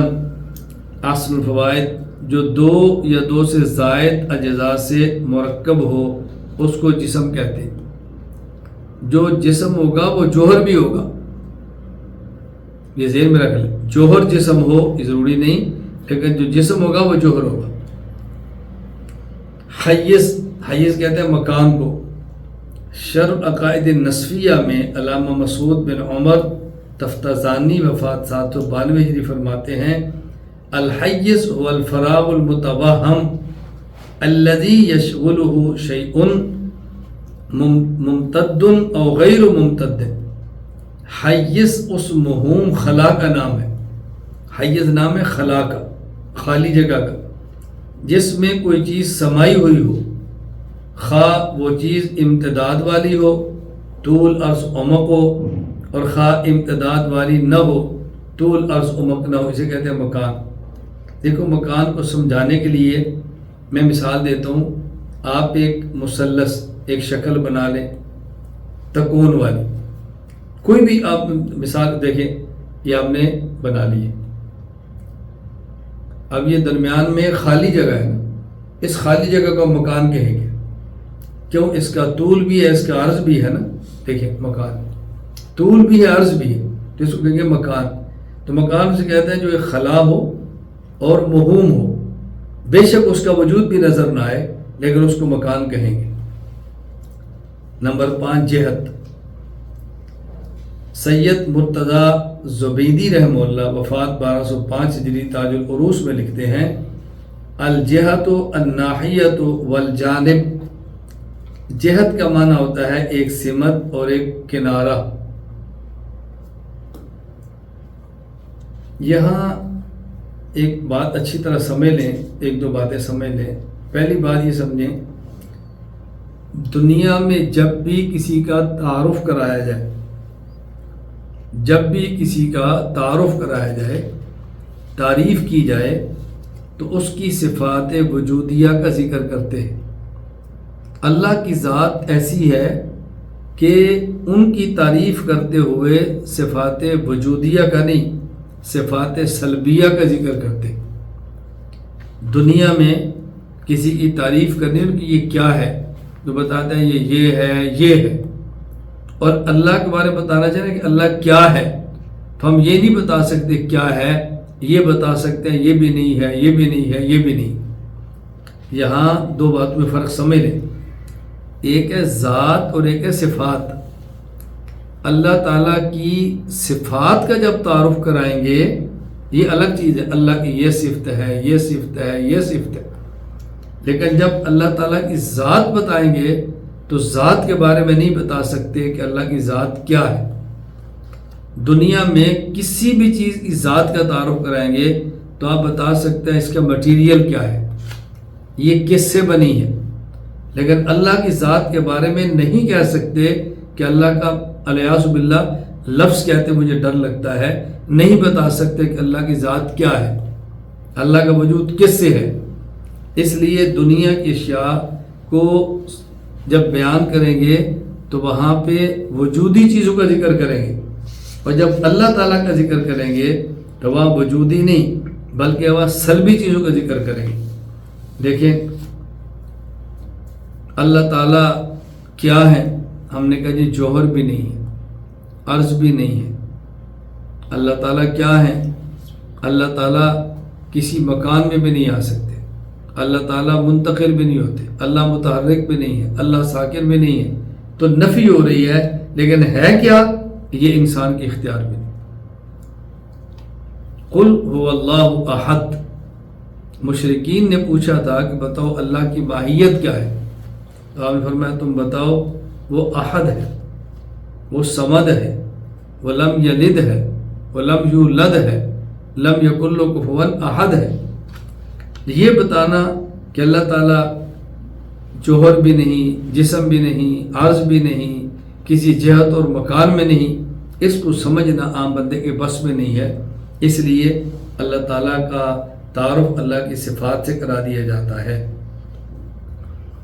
یہاں حضرت شاہ صاحب رحمۃ اللہ علیہ نے اللہ تعالیٰ کے بارے میں جو ذکر فرمایا اور اللہ کی تقدیس کو بیان کیا، اللہ کی پاکی کو بیان کیا، اللہ جسم اور اس کے متعلقات سے پاک ہے، اللہ تعالیٰ جسم کی حرکات و سکنات سے پاک ہے، اللہ تعالیٰ تمام عیوب و نقائص سے پاک ہے، تینوں امور کی نفی کی۔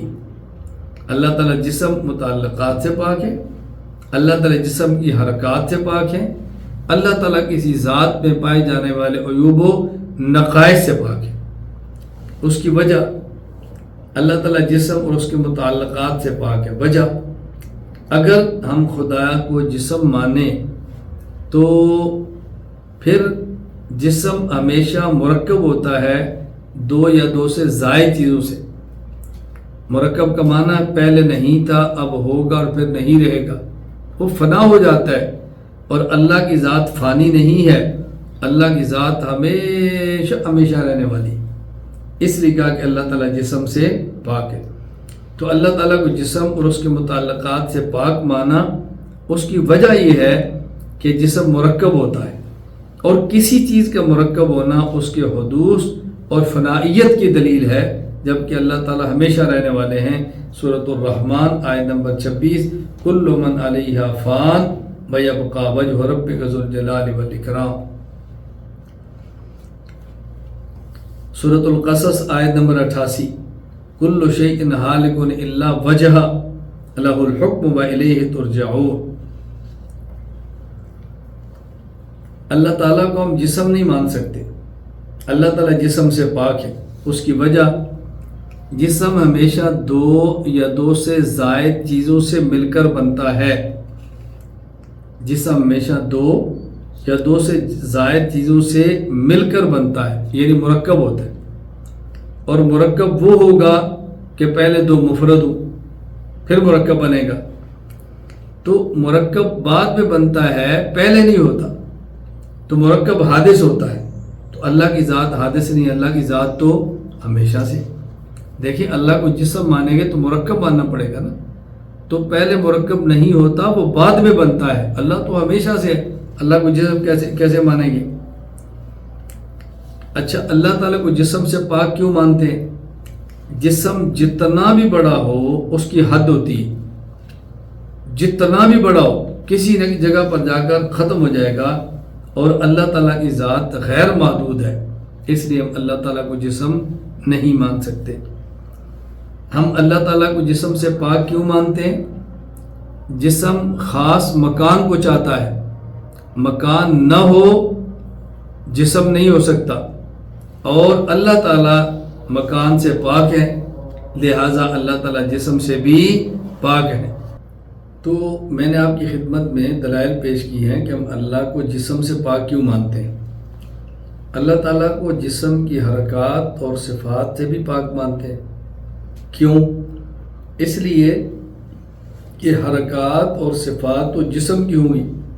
جب اللہ تعالیٰ جسم سے پاک ہے تو جسم کی حرکات سے بھی منتقل ہونا، ساکن ہونا، ایک جگہ سے دوسری جگہ جانا، یہ جسم کا کام ہے۔ تو جب جسم ہی نہیں ہے تو یہ صفات بھی نہیں ہے۔ اللہ تعالیٰ عیوب اور نقائص سے بھی پاک ہے۔ کیوں؟ اگر معاذ اللہ اللہ تعالیٰ کی ذات میں عیوب نقائص مان لیے جائیں تو اس کا معنی یہ ہوگا کہ اللہ تعالیٰ کی ذات میں کمالات نہیں ہیں، اور کسی کے معبود ہونے کے لیے اس میں کمالات ہی کمالات ہونا شرط ہے۔ اگر معبود میں بھی نقائص ہوں گے تو عابد اور معبود میں کیا فرق ہوگا؟ اس لیے اللہ کی ذات کو ہر قسم کے نقائص اور کمزوریوں سے پاک ماننا ضروری ہے۔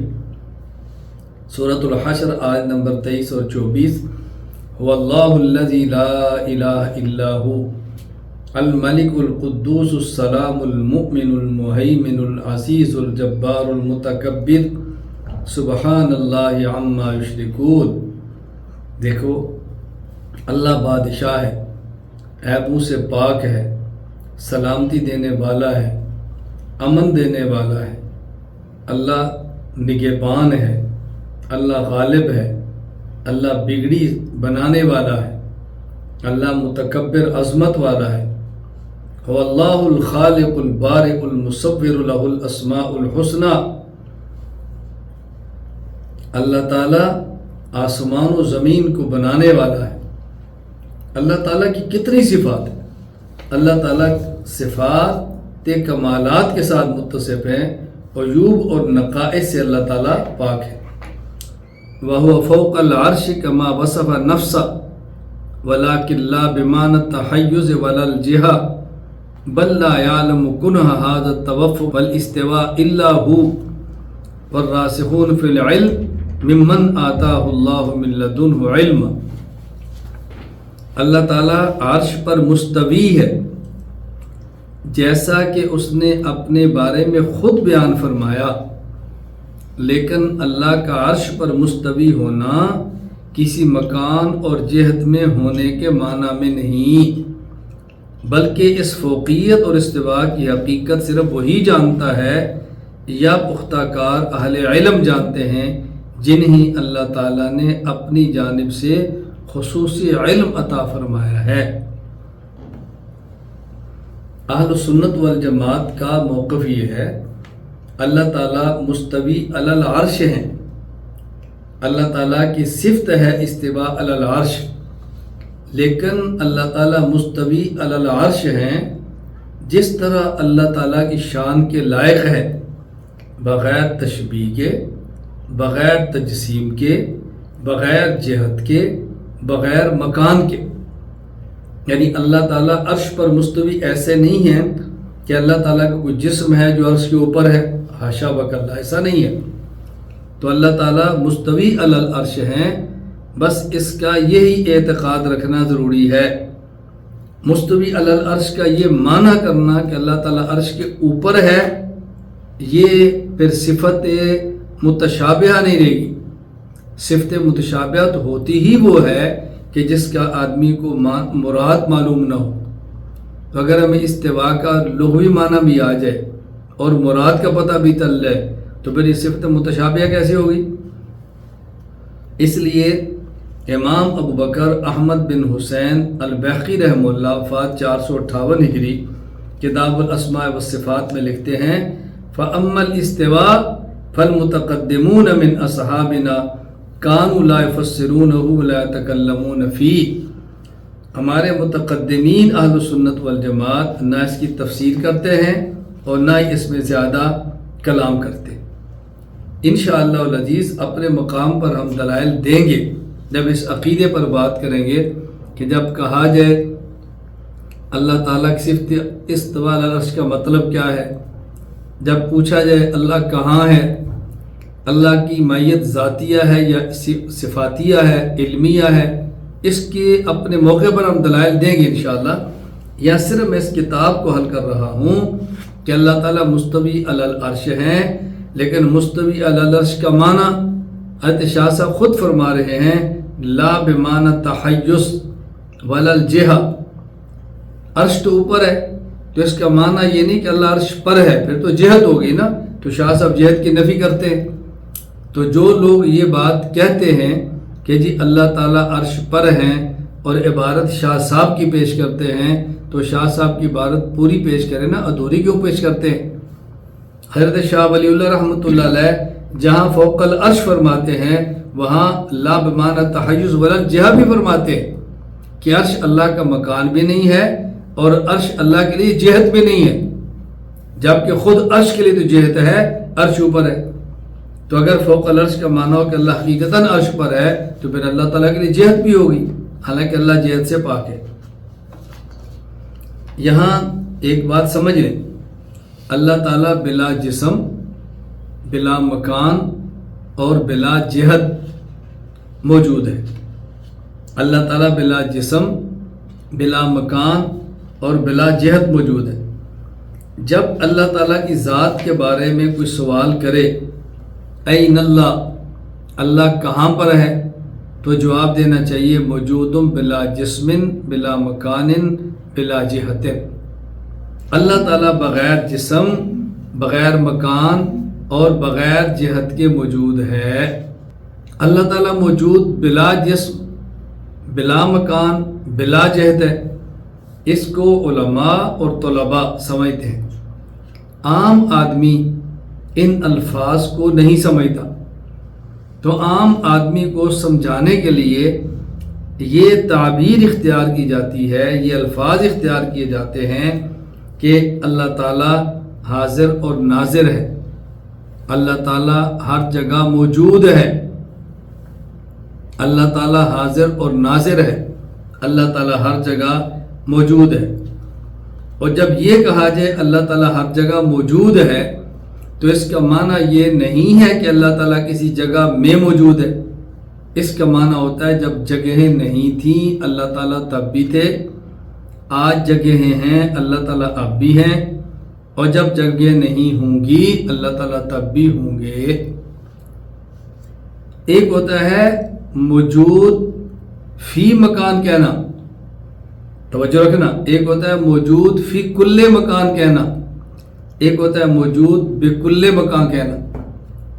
ایک ہوتا ہے موجود بلا مکان کہنا. ہم اللہ تعالیٰ کے موجود فی کل مکان ہونے کے قائل نہیں ہیں، موجود بلا کل مکان کے قائل ہیں.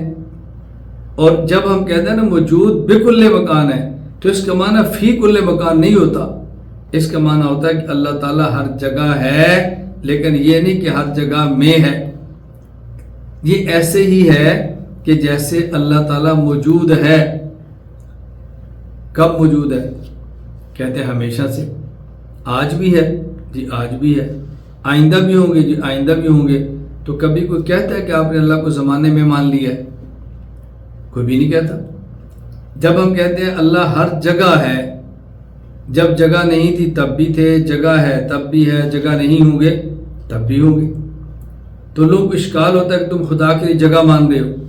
تو میں نے کہا جب یہ کہا جائے کہ اللہ ماضی میں بھی تھے، اللہ حال میں بھی ہیں، اللہ مستقبل میں بھی ہوں گے، تو آپ کہتے ہیں کہ اللہ کے لیے آپ نے زمانہ مان لیے؟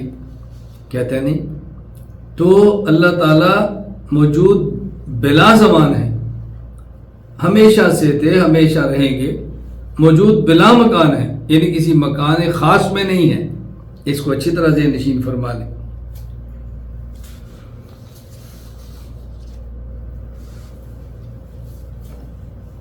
اللہ تعالیٰ ہمیں یہ باتیں سمجھنے کی توفیق عطا فرمائے. اور یہ ذہن نشین فرما لیں کہ عوام کے ذہن کو سامنے رکھتے ہوئے کوئی آسان تعبیر اختیار کرنا یہ جائز ہے. دلیل کیا ہے؟ حضرت شاہ ولی اللہ محدث دہلوی رحمہ اللہ تعالی اپنی کتاب حجت اللہ البالغہ میں لکھتے ہیں ان الشارع لم يخاطبهم الا على میزان العقل المودع في اصل خلقتهم قبل ان يتعانوا دقائق الحکمت والکلام والاصول. اللہ تعالیٰ مخلوقات جب گفتگو کرتے ہیں تو ان کی عقل کے مطابق گفتگو کرتے ہیں کہ کتنی سی بات سمجھ سکتے ہیں. فرماتے ہیں فَأَثْبَتَ لِنَفْسِهِ جِهَةً، اللہ تعالیٰ نے اپنی ذات کے لیے جہت کو ثابت کر دیا اور فرمایا الرحمن علی العرش استوى. توجہ رکھنا بھائی. حضرت شاہ ولی اللہ العقیدۃ الحسنہ جو عقیدہ کی کتاب ہے اس میں فرماتے ہیں فوق العرش لا بمعنی التحیز ولا الجہہ. اللہ فوق العرش ہیں لیکن اللہ کے لیے جہت نہیں ہے. اور حجت اللہ میں فرماتے ہیں اثبت نفسی جہت، اللہ کے لیے جہت ہے. کیا معنی اس کا؟ یعنی حضرت شاہ صاحب فرما رہے ہیں کہ اللہ تعالیٰ جہاد سے پاک ہیں، لیکن الرحمن علی العرش استویٰ سے بس اوقات بندے کو شبہ پڑتا ہے کہ شاید اللہ تعالیٰ اوپر ہیں. تو یہ بندوں کی عقلوں کا لحاظ فرماتے ہوئے اللہ نے ایسا لفظ استعمال کیا ہے کہ جس سے بظاہر جہت ثابت ہو رہی ہے، وگرنہ جہت سے تو اللہ پاک ہے. اگر جہت اللہ کے لیے ثابت ہوتی تو پھر عقید حسنہ میں فرماتے نا کہ اللہ کے لیے جہت ہے. عقید کتاب میں تو جہت کی نفی فرما رہے ہیں. اور حجت اللہ جہاں پر شاہ ولی اللہ رحمۃ اللہ نے حکمتیں بیان کی ہیں وہاں اثبت نفسی جہتاً بیان فرما رہے ہیں. تو اس بات کو اچھی طرح ذہن نشین فرما لیں.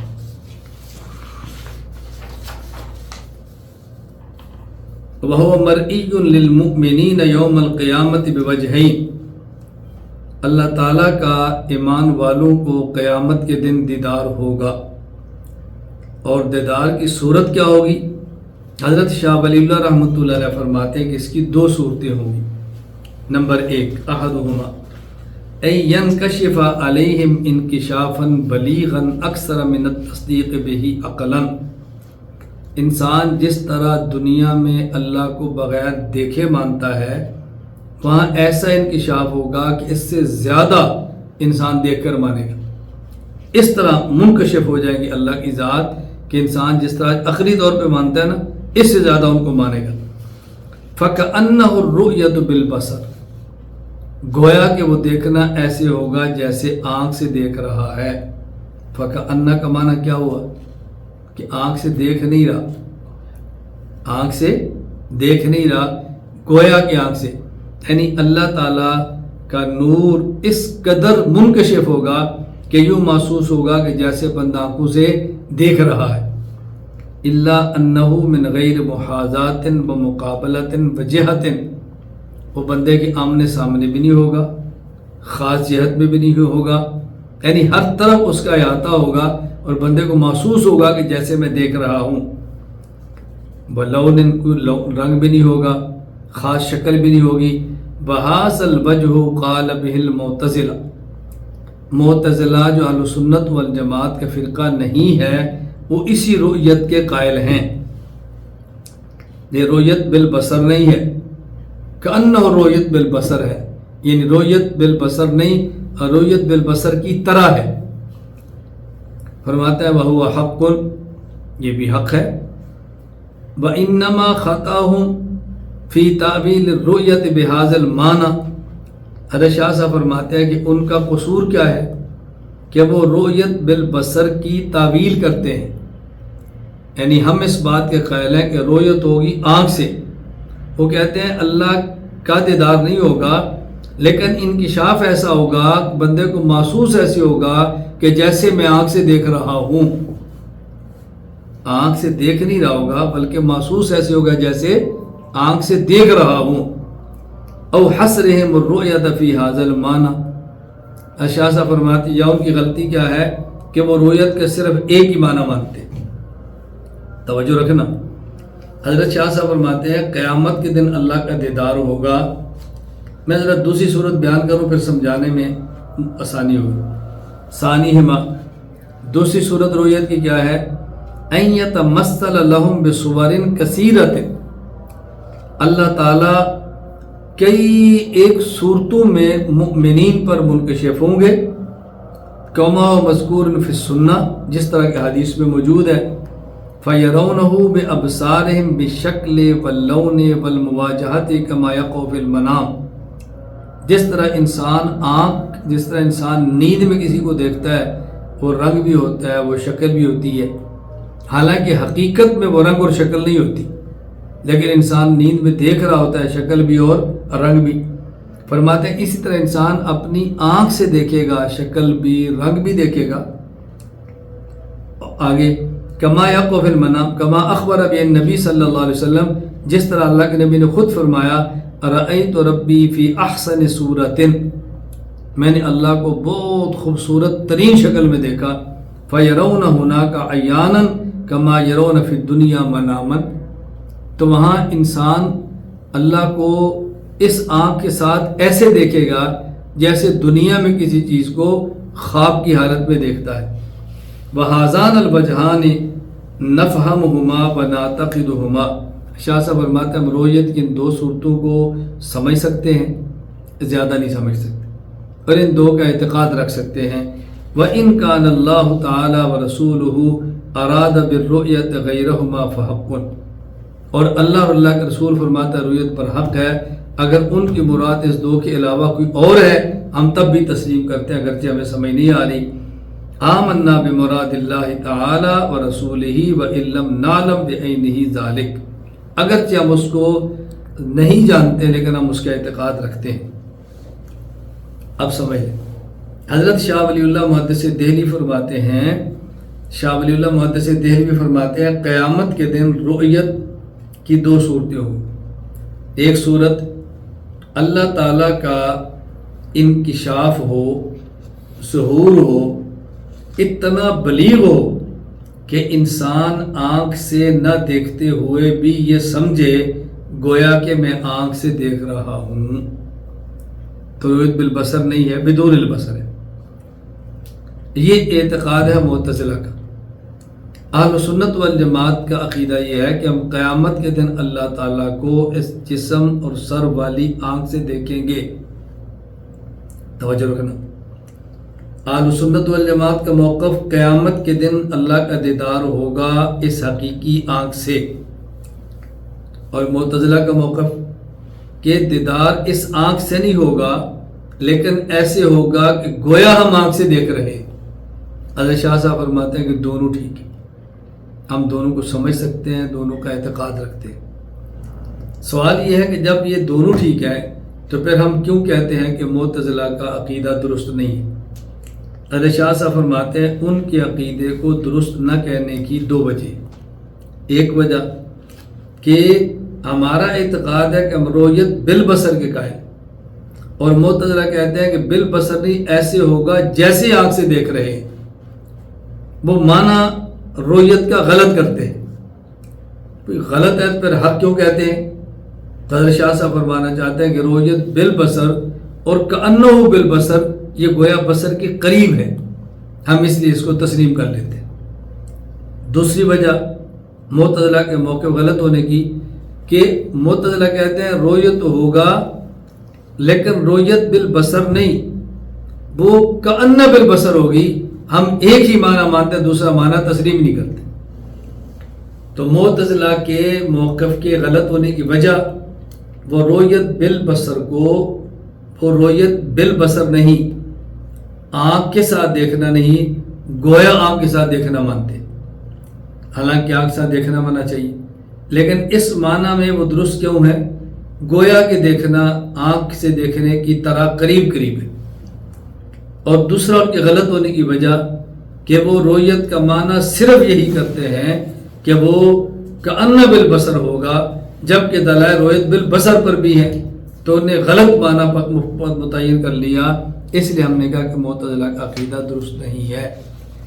اس کو بہت اچھی طرح ذہن نشین فرما لیں تاکہ الجھن پیدا نہ ہو. باقی جو ہمارا اہل سنت والجماعت کا موقف ہے کہ رؤیت پر حق ہے اور رؤیت بھی ایسے ہوگی جیسے بالبصر یعنی آنکھ سے ہے، اس کو اچھی طرح ذہن نشین فرما لیں. اس پر دلائل ہمارے پاس بہت زیادہ ہے. امام ابو عیسیٰ محمد بن عیسیٰ بن سورہ الترمذی رحمہ اللہ فرماتے ہیں رسول اکرم صلی اللہ علیہ وسلم فرمایا اتانی ربی فی احسن صورت، میرا رب میرے پاس سب سے اچھی صورت میں آیا. میرا رب میرے پاس سب سے اچھی صورت میں آیا، یعنی میرے خیال میں، میرے تصور میں ایسے ہی تھا کہ جیسے اللہ صورت میں ہے اور خوبصورت ترین صورت کے اندر. فرق کیا ہے؟ ہم کہتے ہیں کہ آنکھ سے دیکھا ہے، معتزلہ کہتے ہیں نہیں، آنکھ سے نہیں، محسوس ایسے ہوا کہ جیسے آنکھ سے دیکھ رہے ہیں. محسوس ایسے ہوا جیسے آنکھ سے دیکھ رہے ہیں.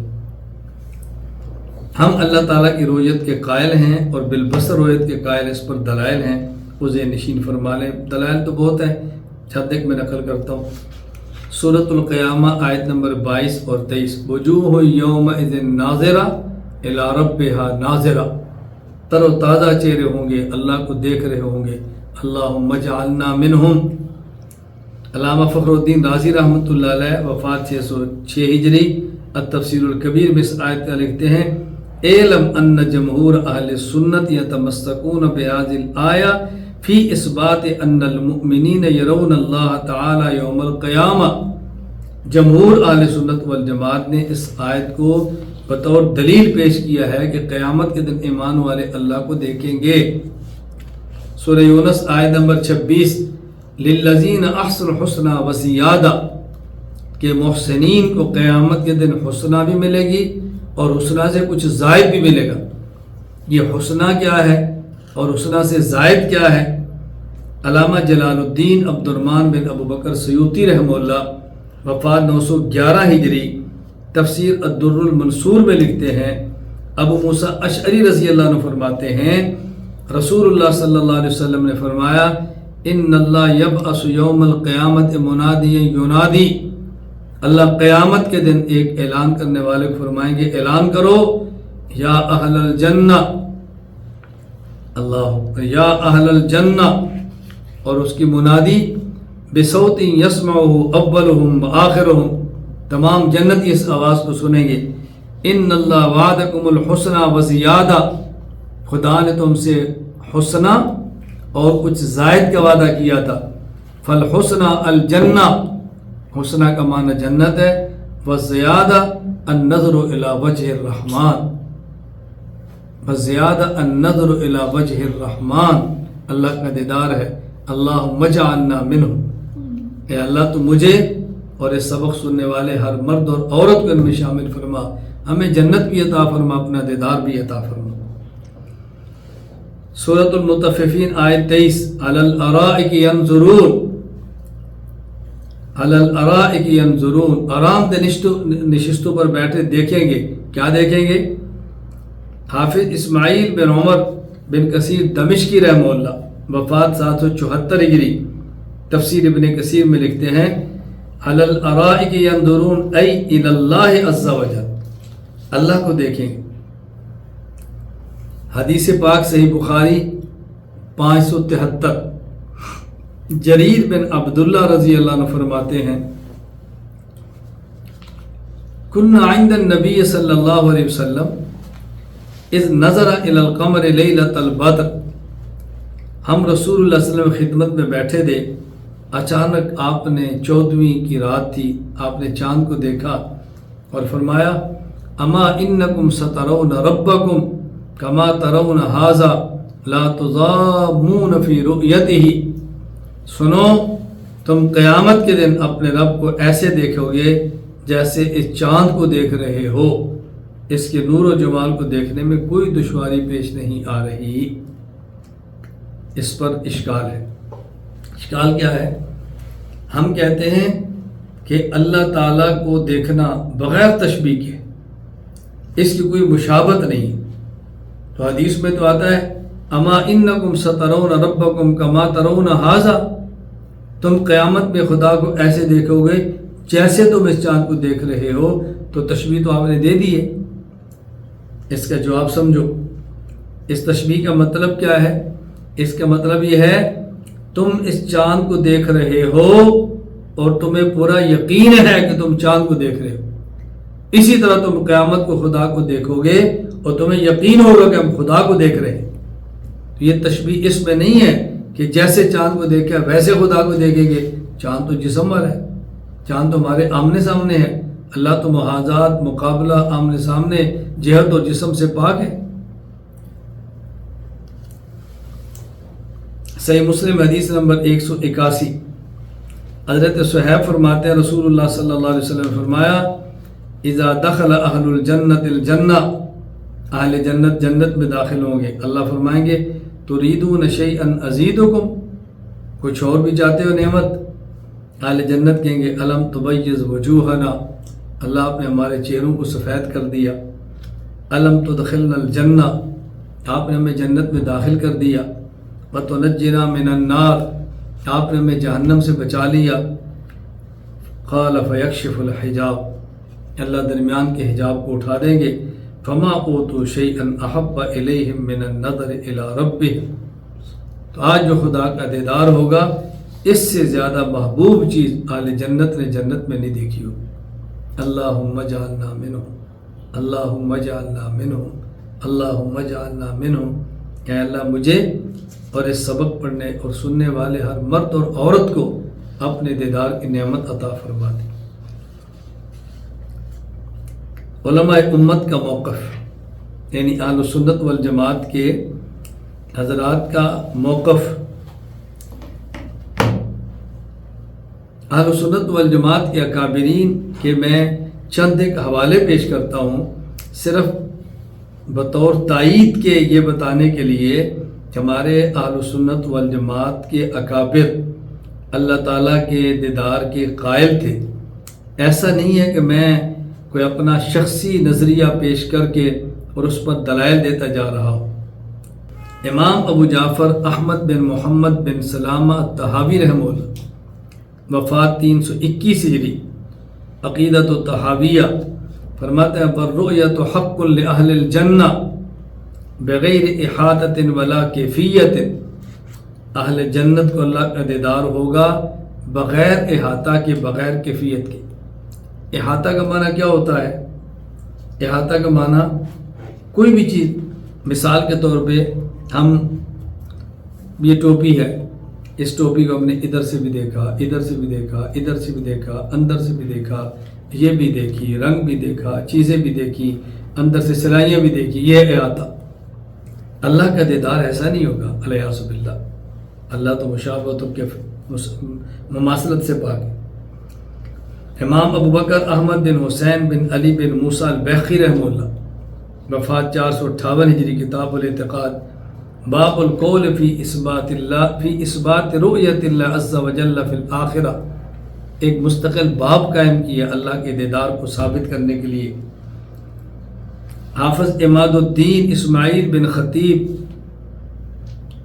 بن کثیر دمشقی رحمہ اللہ وفات 774 ہجری اپنی تفسیر القرآن میں لکھتے ہیں قد تواترت الاخبار عن ابی سعید ابی ہریرہ انس جریر صہیب بلال وغیر واحد من الصحابہ عن النبی صلی اللہ علیہ وسلم ان المؤمنین یرون اللہ تعالی فی الدار آخر کہ یہ قیامت کے اللہ کا دیدار کریں گے۔ لا تدرک الابصار، اس آیت کے تحت حضرت نے لکھا ہے۔ بدر الدین محمود عینی رحمہ اللہ وفات 855 ہجری عمدۃ القاری باب قول اللہ وجوہ یومئذ ناظرہ، اس کے تحت فرماتے ہیں قال اہل الحق یراہ المؤمنون یوم القیامت دون الکفار، قیامت کے دن ایمان والے اللہ کا دیدار کریں گے، کافر نہیں کر سکتے۔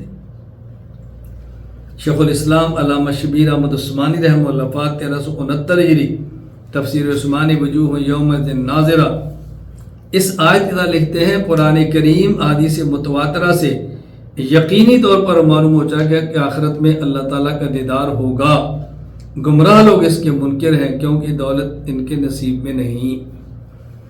شیخ التفسیر مولانا ادریس قادری رحمہ اللہ وفات 1394 ہجری عقیدۃ الاسلام میں لکھتے ہیں جنت میں اہل ایمان کے لیے دیدار خداوندی پر حق ہے، آخرت کی سرویت اور دیدار پر ہمارا ایمان ہے۔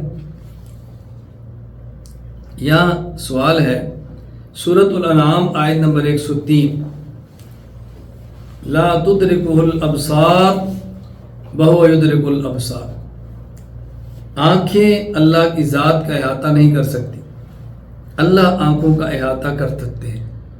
تو اس سے تو معلوم ہوتا ہے کہ آنکھ دیدار نہیں کرے گی، ہم کہتے ہیں دیدار کرے گی۔ جواب ذہن نشین فرما لیں، ہم نہیں کہتے دیدار کرے گی، رسول اکرم صلی اللہ علیہ وسلم فرماتے ہیں۔ احادیث قرآن کے خلاف نہیں ہوتی، ہاں کبھی کبھی نظر آتی ہیں، پھر احادیث کو دیکھنا چاہیے۔ میں ایک جملہ یہاں پہ عرض کیا کرتا ہوں کہ عقیدہ ہو، علماء دیوبند کا ہو اور قرآن کے خلاف ہو، میں نہیں مانتا۔ ہاں یہ ہو سکتا ہے علماء دیوبند کا عقیدہ ہو، قرآن کے خلاف نہ ہو، لیکن قرآن کے خلاف نظر آئے، پھر اپنی نظر کا اہل نظر سے علاج کراؤ، قرآن کے خلاف نظر بھی نہیں آئے گا۔ اور ہم دیوبند والے عقائد کو سمجھانے کے لیے درسگاہ بھی رکھتے ہیں اور آنکھ کے علاج کے لیے خانقاہ بھی رکھتے ہیں۔ درسگاہ میں بیٹھو عقائد پڑھو، خانقاہ میں بیٹھو اپنی آنکھوں کا علاج کراؤ۔ ہمارے درسگاہ بھی ہے اور ہمارے ہاں خانقاہ بھی ہے۔ آپ طلب اور طالبات کے علم میں ہے کہ میں مستقل تحریک چلا رہا ہوں، پورے عالم میں ایسے مراکز قائم کر دیے جائیں جو عقائد کے لیے درسگاہ ہو، مسائل کے لیے دارالفتہ ہوں اور تصوف اور تزکیہ کے لیے خانقاہ ہو، تاکہ عقائد بھی آئیں، مسائل بھی آئیں اور باطن کی آنکھیں بھی کھلیں۔ تو بات سمجھ لیں، یہ آیت کے خلاف نہیں ہے۔ کیوں نہیں ہے؟ اس آیت کے تحت امام فخر الدین ابو عبداللہ محمد بن عمر الرازی رحمہ اللہ وفات 606 ہجری التفسیر الکبیر میں بہت عمدہ کلام کیا، فرماتے ہیں کہ اگر مرئی جس کو دیکھا جا رہا ہے اس کان لہو حد و نہایت، وہ محدود ہو اور اس کی ایک انتہا ہو، وَأَدْرَكَ الْبَصَرُ بِجَمِيعِ حُدُودِهِ وَجَوَانِبِهِ وَنِهَایَاتِهِ، اور آنکھ اس کو تمام جانب سے دیکھے اور آخری حد تک دیکھے، تو کہتے ہیں فَكَانَ ذَلِكَ الْإِبْصَارُ أَحَاطَ بِهِ فَتُسَمَّى هَذِهِ الرُّؤْيَةُ إِدْرَاكًا، تو وہاں جو آنکھ دیکھتی ہے نا، اس دیکھنے کو کہا جاتا ہے کہ یہ ادراک ہے۔ مرئی ہو جس کو دیکھا جا رہا ہے، محدود ہو اور دیکھنے والا تمام جوانب سے دیکھے، تو اس دیکھنے کا نام کیا ہوتا ہے؟ ادراک۔ اللہ ایسا نہیں ہے، اللہ ایسا نہیں ہے. اما اذا لم يحط البصر بجوانب المرئی لم تسمى تلك الرؤية ادراکا. اور جب کسی کو دیکھا جا رہا ہو اس کا تمام اطراف سے احاطہ نہ ہو اس کو رؤیت تو کہتے ہیں، ادراک نہیں کہتے. تو فرماتے ہیں گویا الرؤیت ایک جنس ہے، اس کی دو نوع ہیں.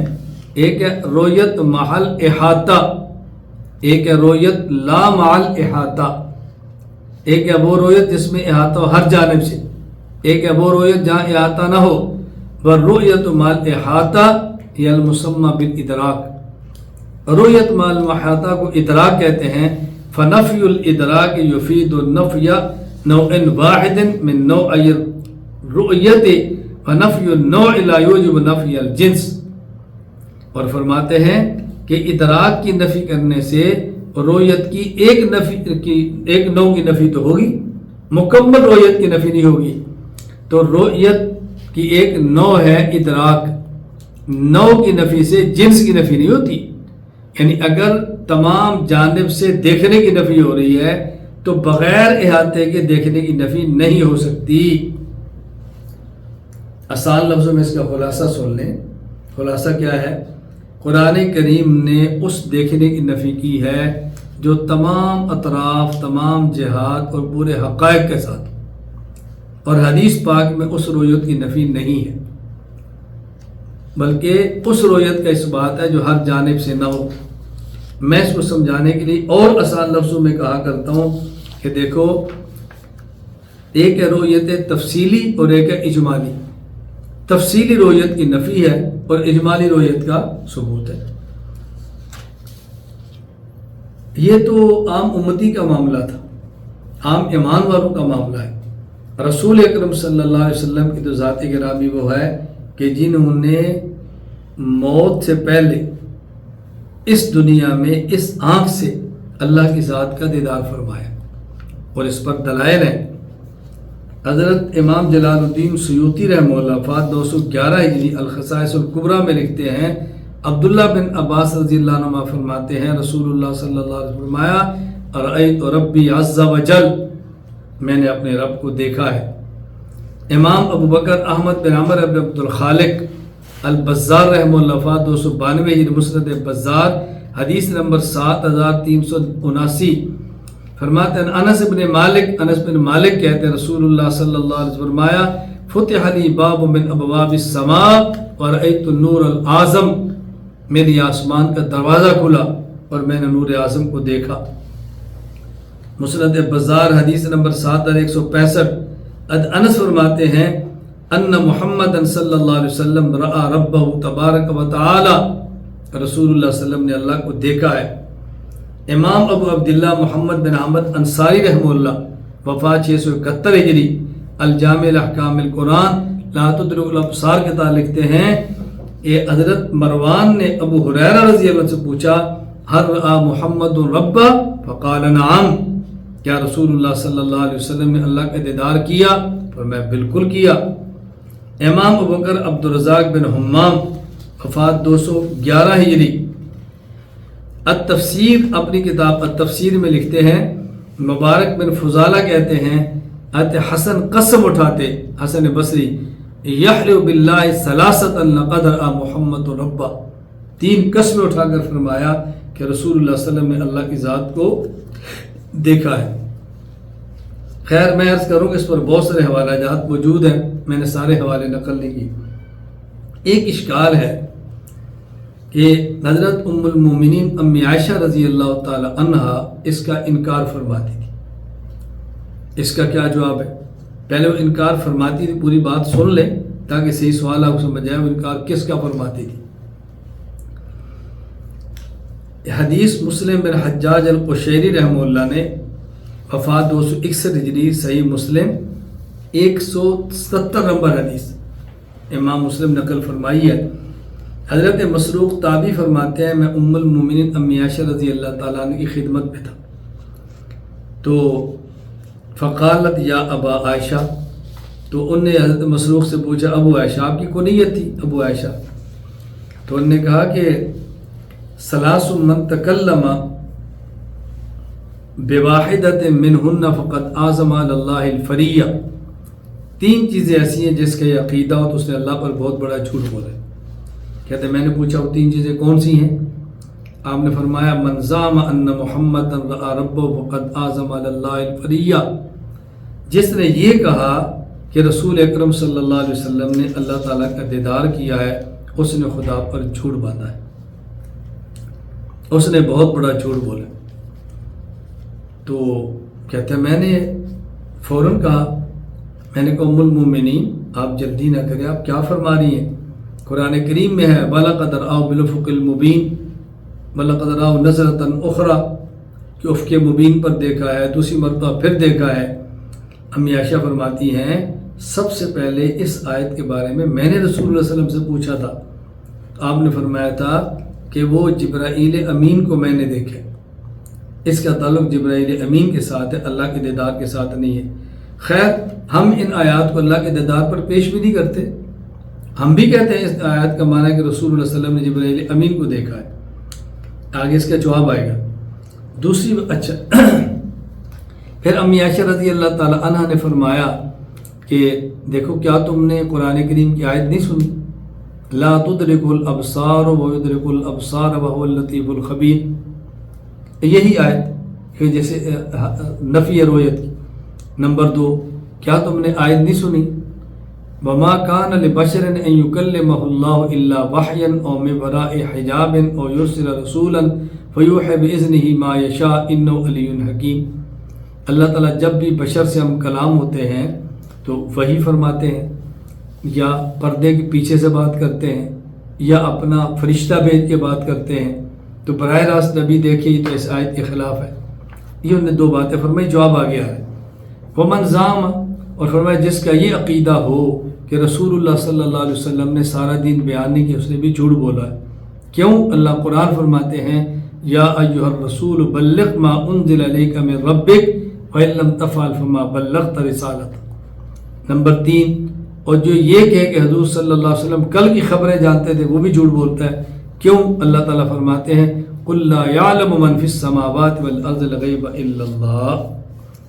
اب ہم نے جواب دینا ہے کہ امی عائشہ رضی اللہ تعالی عنہ کے بارے میں ہے کہ وہ اللہ کے دیدار کا انکار کرتی تھی، اس کا مطلب کیا ہے؟ بات اچھی طرح سمجھ لیں۔ حضرت امام ابو زکریا یحییٰ بن شرف النووی رحمہ اللہ وفات 676 ہجری شرح مسلم میں فرماتے ہیں کہ حضرت امی عائشہ رضی اللہ تعالی عنہ کا جو استدلال تھا لا تدرک الابصار، اس کا جواب بڑا واضح ہے کہ ادراک کہتے ہیں احاطہ کو، اور احاطہ کے ہم بھی قائل نہیں ہیں۔ تو امی عائشہ رضی اللہ تعالی عنہ جس رؤیت کی نفی کر رہے ہیں ہم اس رؤیت کے قائل نہیں ہیں، چونکہ ہم اس رؤیت کے قائل ہیں جو بلا احاطہ ہے، اور وہ نفی فرمانی ادراک کی جو کہ رؤیت بال احاطہ ہے۔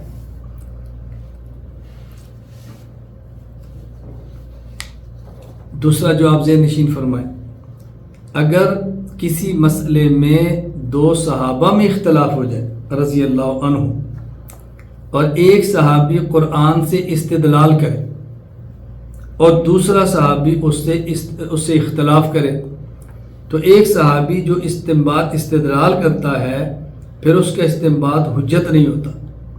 کیوں؟ اس لیے کہ ان کے مقابلے میں بھی صحابی ہے نا، ان کے مقابلے میں بھی صحابی ہے۔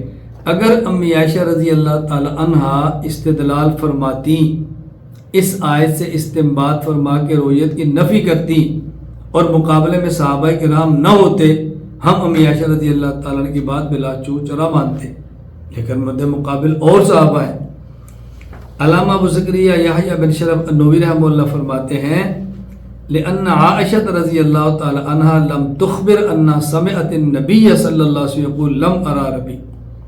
حضرت امی عائشہ یہ نہیں فرماتی کہ میں نے حضور سے خود سنا ہے کہ آپ نے فرمایا ہو کہ میں نے اللہ کو نہیں دیکھا، بلکہ امی عائشہ رضی اللہ تعالی عنہ تعویل کرتی ہیں اس آیت کی لا تدرکہ الابصار، کس آیت کا معنی یہ ہے کوئی آنکھ نہیں دے سکتی۔ والصحابی اذا قال قولا فخالفہ غیرہ منہم لم یکن قول حجتا، اگر ایک صحابی ایک مسئلہ بیان کرے اور دوسرا صحابی اس کی مخالفت کرے تو پھر اس صحابی کی بات حجت نہیں رہتی، ہم دوسرے کی بات بھی قبول کر سکتے ہیں۔ اچھا، جبکہ باقی صحابہ کرام رضی اللہ تعالیٰ عنہ مجمعین مرفوع احادیث پیش فرما رہے ہیں کہ رسول اللہ صلی اللہ علیہ وسلم نے اللہ تعالیٰ کی ذات کو دیکھا ہے۔ آسان ترین بات یہ ذہن میں رکھ لیں تاکہ کوئی الجھن نہ ہو، امی عائشہ رضی اللہ تعالیٰ عنہا جس رویت کی نفی کرتی ہیں وہ تفصیلی ہے، اور جس رویت کے ہم قائل ہیں وہ اجمالی ہے، لہٰذا امی عائشہ کا استدلال ہمارے خلاف نہیں ہے۔ دوسرا اشکال ایک اور ہے کہ صحیح مسلم حدیث نمبر 261 رسول اکرم صلی اللہ علیہ وسلم سے پوچھا گیا، ابو ذر رضی اللہ تعالیٰ عنہ فرماتے ہیں کہ میں نے رسول اللہ صلی اللہ علیہ وسلم سے پوچھا، حل رأیت ربک، کیا آپ نے اپنے رب کو دیکھا ہے؟ فرمایا نور انا اراہ، نور انا اراہ، وہ تو ایک نور تھا اور میں نور کو کیسے دیکھ سکتا ہوں؟ تو اس سے معلوم ہوتا ہے کہ آپ خود رویت کی نفی فرما رہے ہیں۔ جواب سمجھ لیں، جواب اس کا بڑا واضح ہے کہ جب اللہ کے نبی خود فرماتے ہیں کہ میں نے اللہ کو دیکھا ہے، پھر صحابی کہتے ہیں کہ آپ نے دیکھا ہے، تو آپ فرماتے ہیں نور انا اراہ، اس کا مطلب کیا ہوا کہ رسول اللہ صلی اللہ علیہ وسلم ارشاد فرما رہے ہیں اللہ تعالیٰ نور محض ہیں، تو میں نور محض کو دیکھ کر اس کا ادراک کیسے کر سکتا ہوں؟ یعنی انہوں نے جو سوال کیا ہے وہ گویا حقیقت رب کے بارے میں کیا ہے کہ آپ نے اللہ تعالیٰ کی ذات کو اس طرح دیکھا ہے کہ جس طرح احاطہ ہو، پر میں تو نور ہے، میں اس کا کیسے احاطہ کر سکتا ہوں؟ گویا یہاں بھی جو نفی کی جا رہی ہے رسول اکرم صلی اللہ علیہ وسلم کی طرف سے تو وہ رویت بالاحاطہ کی ہے، اور ہم قائل رویت بدون الاحاطہ کے ہیں۔ خلاصہ یہ ہے قیامت کے دن اہل جنت کو جنت میں اللہ کا دیدار ہوگا، قیامت کے دن اہل جنت کو اللہ کا دیدار ہوگا اور دنیا والی آنکھ سے ہوگا۔ ابھی جو گفتگو ہم نے کی ہے رسول اکرم صلی اللہ علیہ وسلم کو اللہ تعالیٰ کا دیدار اس دنیا میں بھی ہوا تھا، اور وہ دیدار اجمالی تھا، وہ تفصیلی نہیں تھا۔ امی عائشہ رضی اللہ تعالیٰ نے جو انکار فرماتی ہیں وہ تفصیلی کی ہیں، وہ انکار اجمالی کا نہیں ہے۔ میں اس کو سمجھانے کے لیے ایک مثال دیا کرتا ہوں کہ میں بیان کے لیے ایک گاؤں میں جاتا ہوں، اس گاؤں میں ایک مدرسہ ہے، وہاں جاتا ہوں، بیان سے نکلتا ہوں تو دو طالب علم آپس میں، دو اس گاؤں کے رہنے والے لڑکے آپس میں اختلاف کرتے ہیں۔ ایک کہتا ہے کہ مولانا الیاس گھمن صاحب آئے ہیں اور نے ہمارے مدرسے کو دیکھا ہے، دوسرا کہتا ہے نہیں دیکھا۔ ایک کہتا ہے ہمارے گاؤں میں آئے تھے اور دیکھا تھا، دوسرے کہتا ہے ہمارے گاؤں کو نہیں دیکھا تھا۔ مجھے کسی نے بتایا کہ آپ آئے تھے جلسہ کر کے چلے گئے، تو ہمارے گاؤں میں تو دو لڑکوں میں اختلاف ہو گیا۔ تو میں کہتا ہوں بھی دونوں سے میری بات کراؤ۔ تو ایک جو کہتا ہے جی میں کہتا ہوں کہ آپ نے دیکھا تھا، تو میں کہتا ہوں جی آپ مدرسے میں آئے تھے، بیٹھے تھے، بیان کیا تھا، کھانا کھایا تھا، گاؤں سے گزر کر گئے تھے تو دیکھا ہے۔ تو دوسرا جو کہتا ہے نہیں دیکھا۔ میں نے کہا آپ کیا کہتے ہیں؟ وہ کہتا ہے جی میں ان سے کہہ رہا ہوں کہ آپ نے تفصیل سے نہیں دیکھا، مدرسے کے سارے کمرے نہیں دیکھے، مطبخ نہیں دیکھا، مطب نہیں دیکھا، درسگاہ نہیں دیکھی، سارے کمرے نہیں دیکھے، اساتذہ کی رہائش گاہ نہیں دیکھی، گراؤنڈ نہیں دیکھا، اور گاؤں میں آیا بس گزر گیا۔ ہمارے گاؤں میں اسکول ہے، مدرسہ ہے، فلاں ہے، وہ چیزیں نہیں دیکھی۔ میں نے کہا بھی دونوں ٹھیک کہہ رہے، جو کہہ رہا ہے دیکھا ہے اس کا معنی اجمالاً دیکھا ہے، جو کہتا ہے نہیں دیکھا وہ کہتا ہے تفصیلاً نہیں دیکھا۔ اس لیے ہم رسول اکرم صلی اللہ علیہ وسلم کے لیے جس رویت کے قائل ہیں وہ اجمالی ہے، وہ تفصیلی نہیں، وہ رویت بدون الاحاطہ ہے، رویت بالاحاطہ نہیں۔ اللہ تعالیٰ ہم سب کو عقائد پڑھنے کی، سمجھنے کی، محفوظ رکھنے کی اور امت کے ہر فرد تک عافیت کے ساتھ پہنچانے کی توفیق عطا فرمائے۔